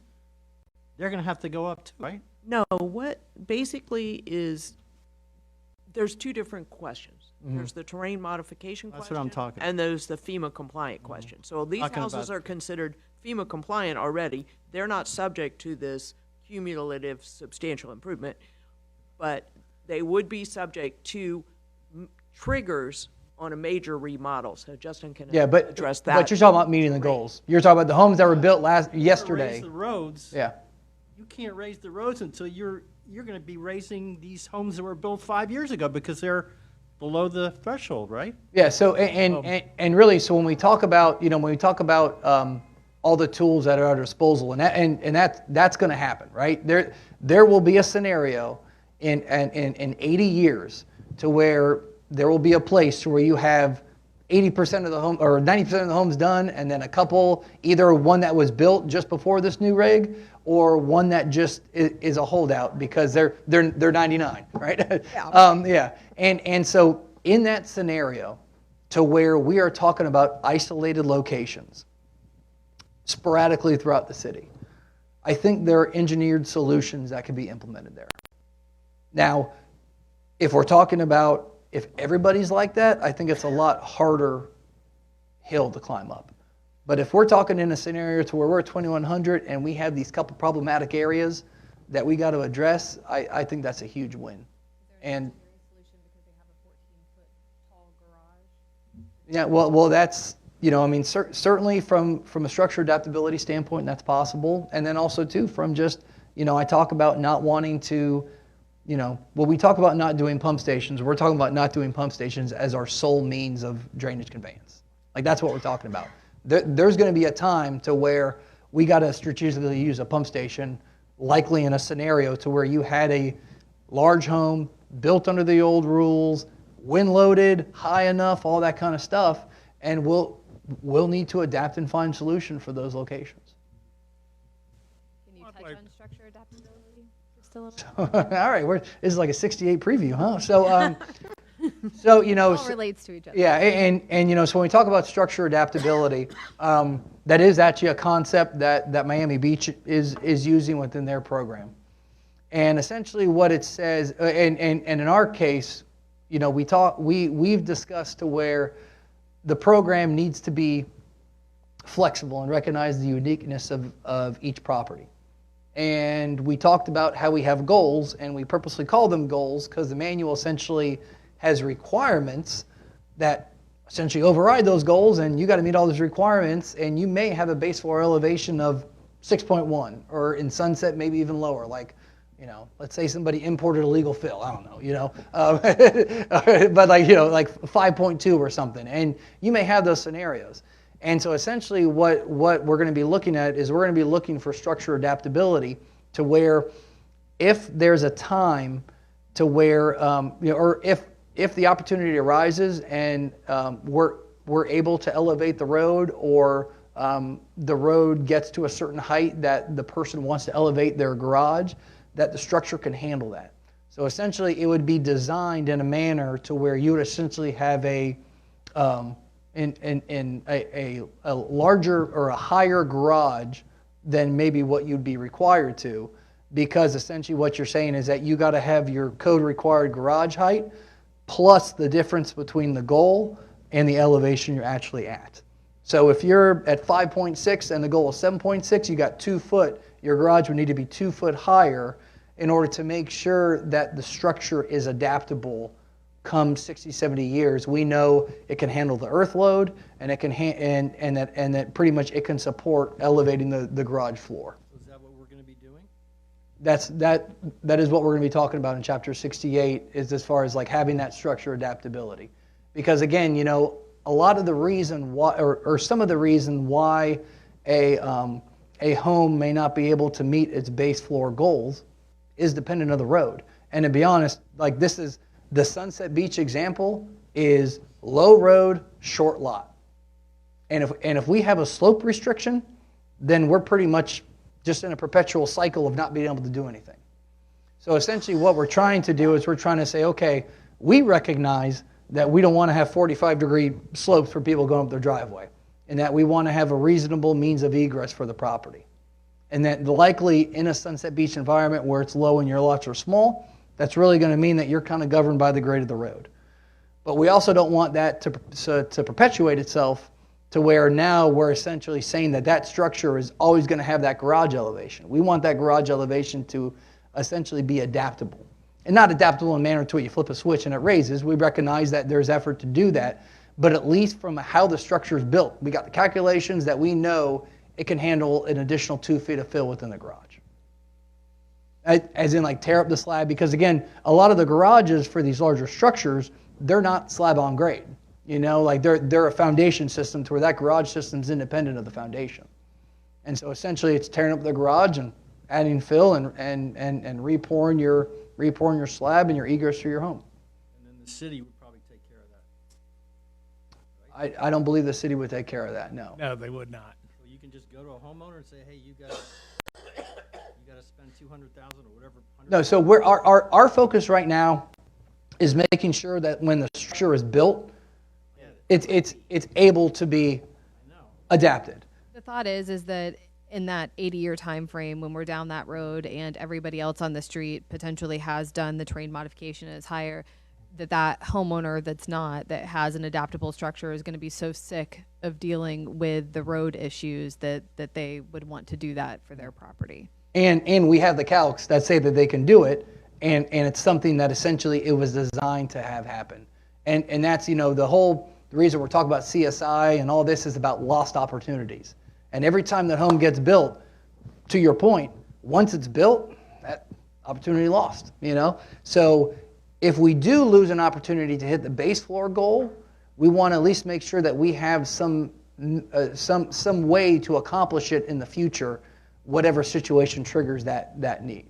So, Makes sense. You know, I enjoy having an example, but I'm going to use my street as an example. I could see if we ever get to this point, my street would be raised about the year 2099, because we do have a lot of at-grade houses out there. But the ones that are being rebuilt out on Sunset Beach now, I mean, it's required. You have to build a stilt house.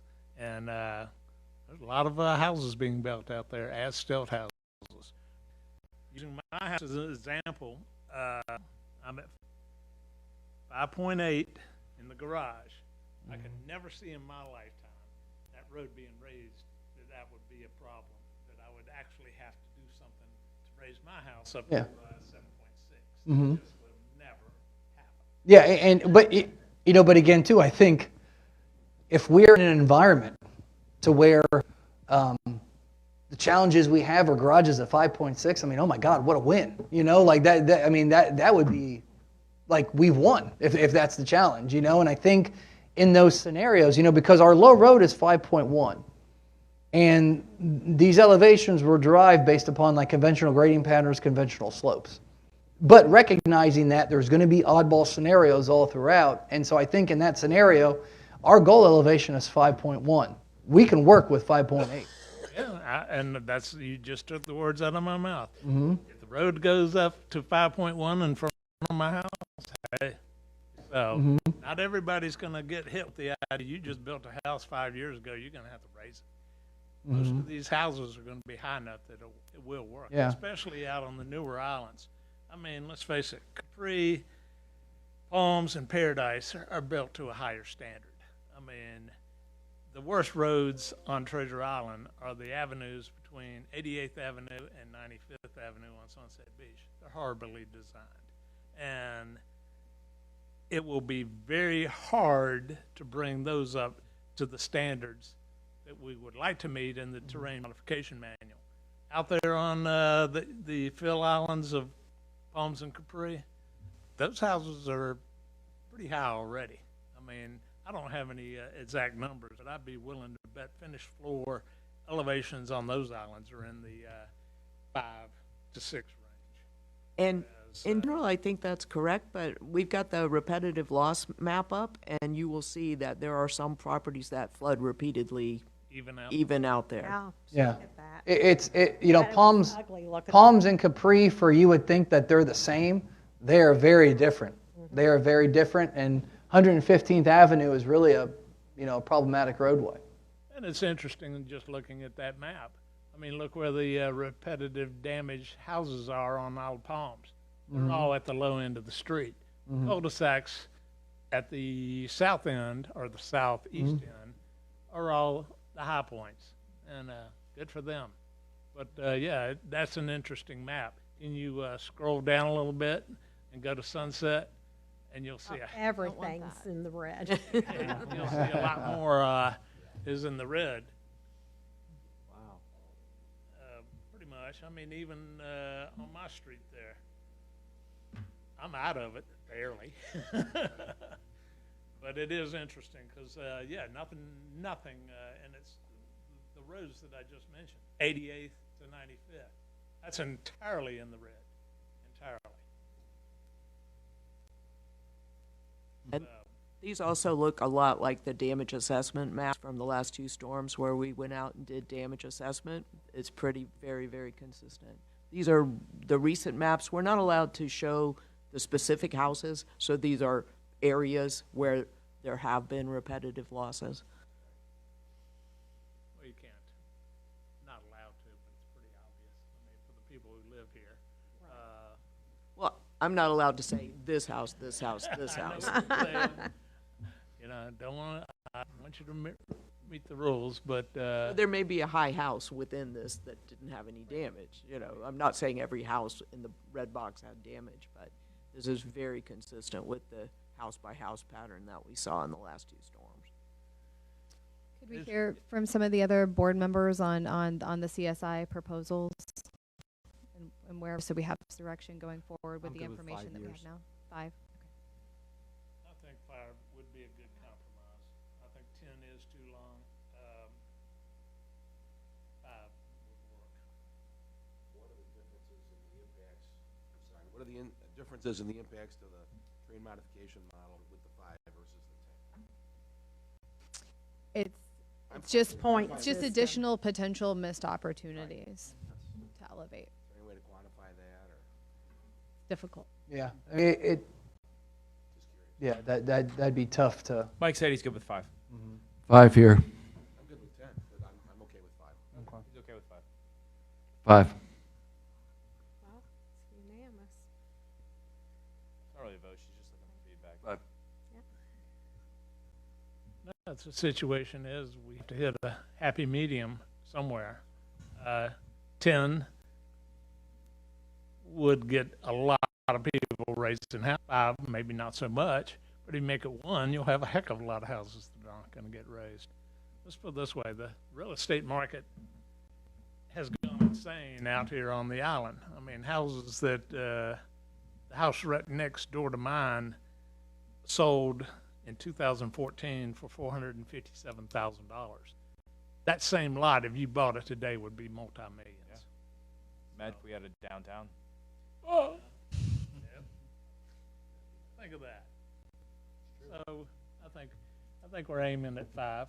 All right. I mean, somebody tell me to shut up if they disagree with 5, but I'm good. I think it's a consensus. It's a happy, it's an unhappy medium. How's it? Sounds good. Are there any other questions about the topics today? Nope. Yes, wanted to talk about the schedule for May, if that's okay with everyone. We are trying to be flexible with meeting dates, and yes, May 23rd date, would that work? Instead of May 9th, moving that meeting back 2 weeks?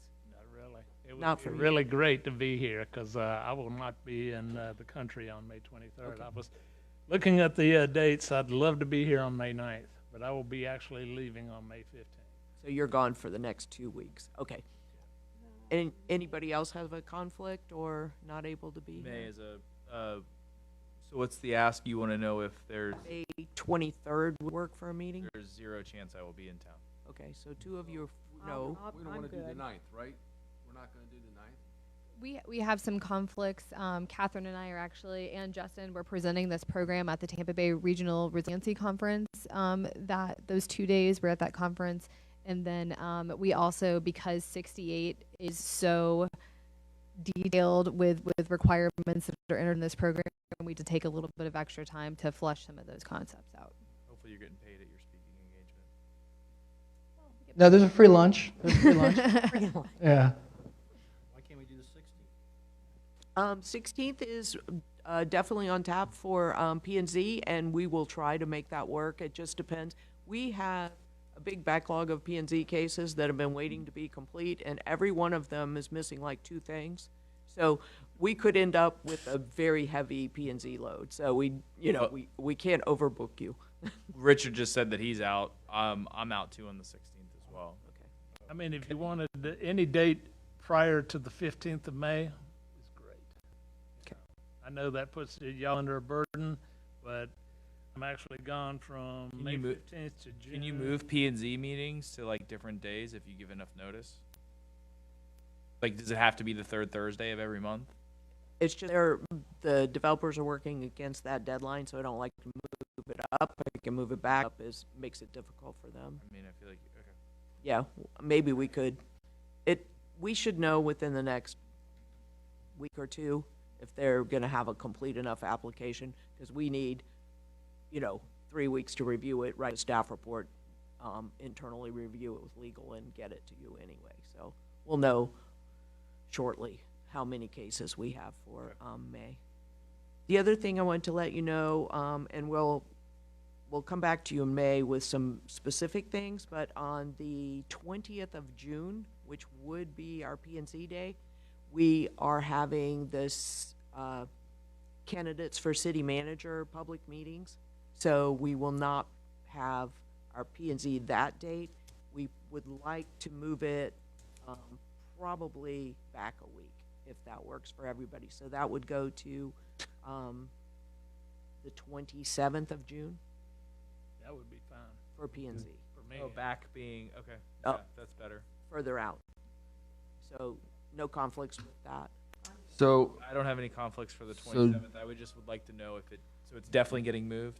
It's definitely not on the 20th. Okay. That's all I can say, but That's I fine. think the 27th seems like the place to move it to, only because That's fine. these developers are working against a deadline. I don't like to move the meeting I up in time. understand you. I want to keep developers happy. so Thursday the 27th, Yes. You know, June.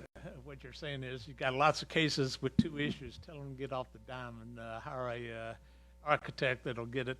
Get it done.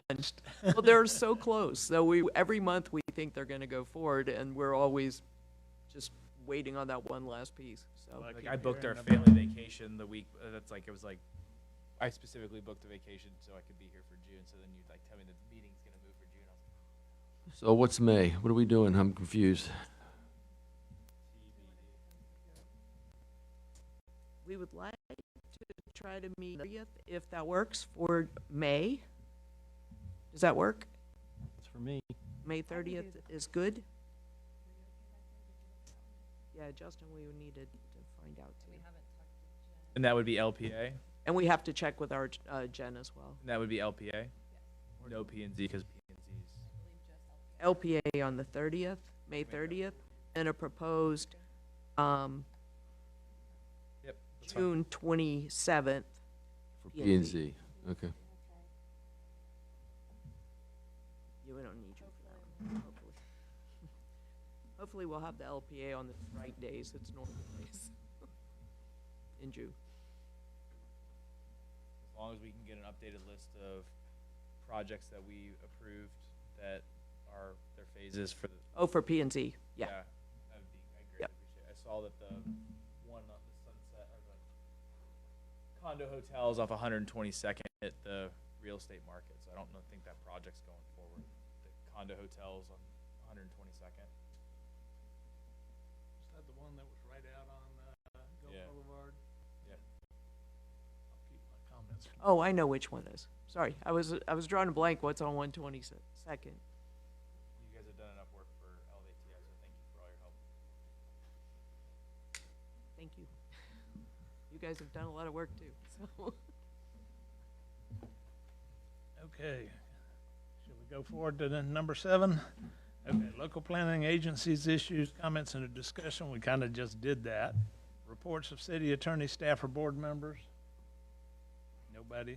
Next LPA meeting, obviously, we just went through all that. Public comments. Anybody got any public comments? I would like to make one, but I'll let anybody else go first. I just would like to see some of the dirt lots have some movement, but that's my own. You know, the one thing I always wanted to say is I've lived here for a long time. The city of Treasure Island actually has an opportunity, and I think as volunteer members of this board, we should all take great interest in what's going to happen into our downtown area. I would love to see in my lifetime a downtown area that I would enjoy going to have a good dinner. I mean, I love Foxy's right now, but our central business district is pretty much lacking. And, well, the whole south half is lacking because it's gone. But I think this is a opportunity. I was talking to Catherine yesterday about architectural standards. If we could come encourage the developers, and that's all you can do, is you can encourage them to come up with a unified design standard. That would be really wonderful, to come up with some architectural style that both sides of the road could agree on. And come up with something that we would all want to come down to downtown Treasure Island, eat dinner, go do a little shopping. It's not a big area. The main anchor on a situation like that is a restaurant. I mean, our prime example is Corey Avenue. Corey Avenue 5 years ago was a dead zone. I mean, not much was happening. But Ken Hopman with Chill, Squigwam, a few other restaurant and bars in that area have actually turned that area around. It actually is a situation on a Friday night where it's hard to find a parking space, and it would be nice to see something like that here on Treasure Island as well. You been to Gulfport recently on a Friday or Saturday night? And Gulfport? Yeah. Have not been there. Try it out. It'll show you that it doesn't have to be big to be awesome. Yeah. Oh, no. Gulfport's downtown is incredible. Yeah, but what are their anchors? It's restaurants. Yeah, there's I restaurants. mean, you know, We we're, need we're restaurants. not gonna have a retail anchor. There's people there. Oh, yeah. I mean, you know, we're not gonna have a new shopping center there. We're not gonna have a new grocery store. We've already got a grocery store. It's gonna be a nice restaurant that's going to be, act as the anchor that is gonna pull in enough people that they will want to go shopping while they're there.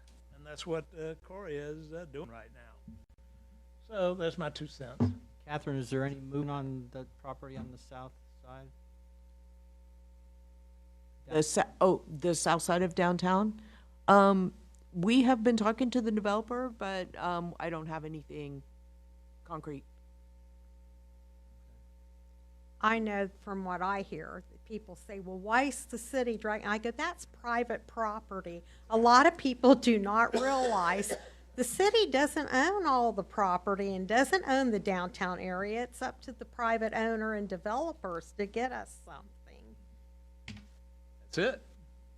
And just so you know, all over the city, we have lots of development proposals. So you'll be seeing them soon enough. It's just trying to get these packages complete. So there are a lot of hotels and small, medium-sized hotels. Wonderful. Yes. Wonderful. Wow, So That's there's great. a lot of cooking. It's just not all the way cooked yet. Yeah. Now, if they build them, we can actually get some money and some money to pay for all this stuff we got. All right, thank you. Thank you. Go have a motion to adjourn. I move we adjourn. All in favor? Aye. Yep.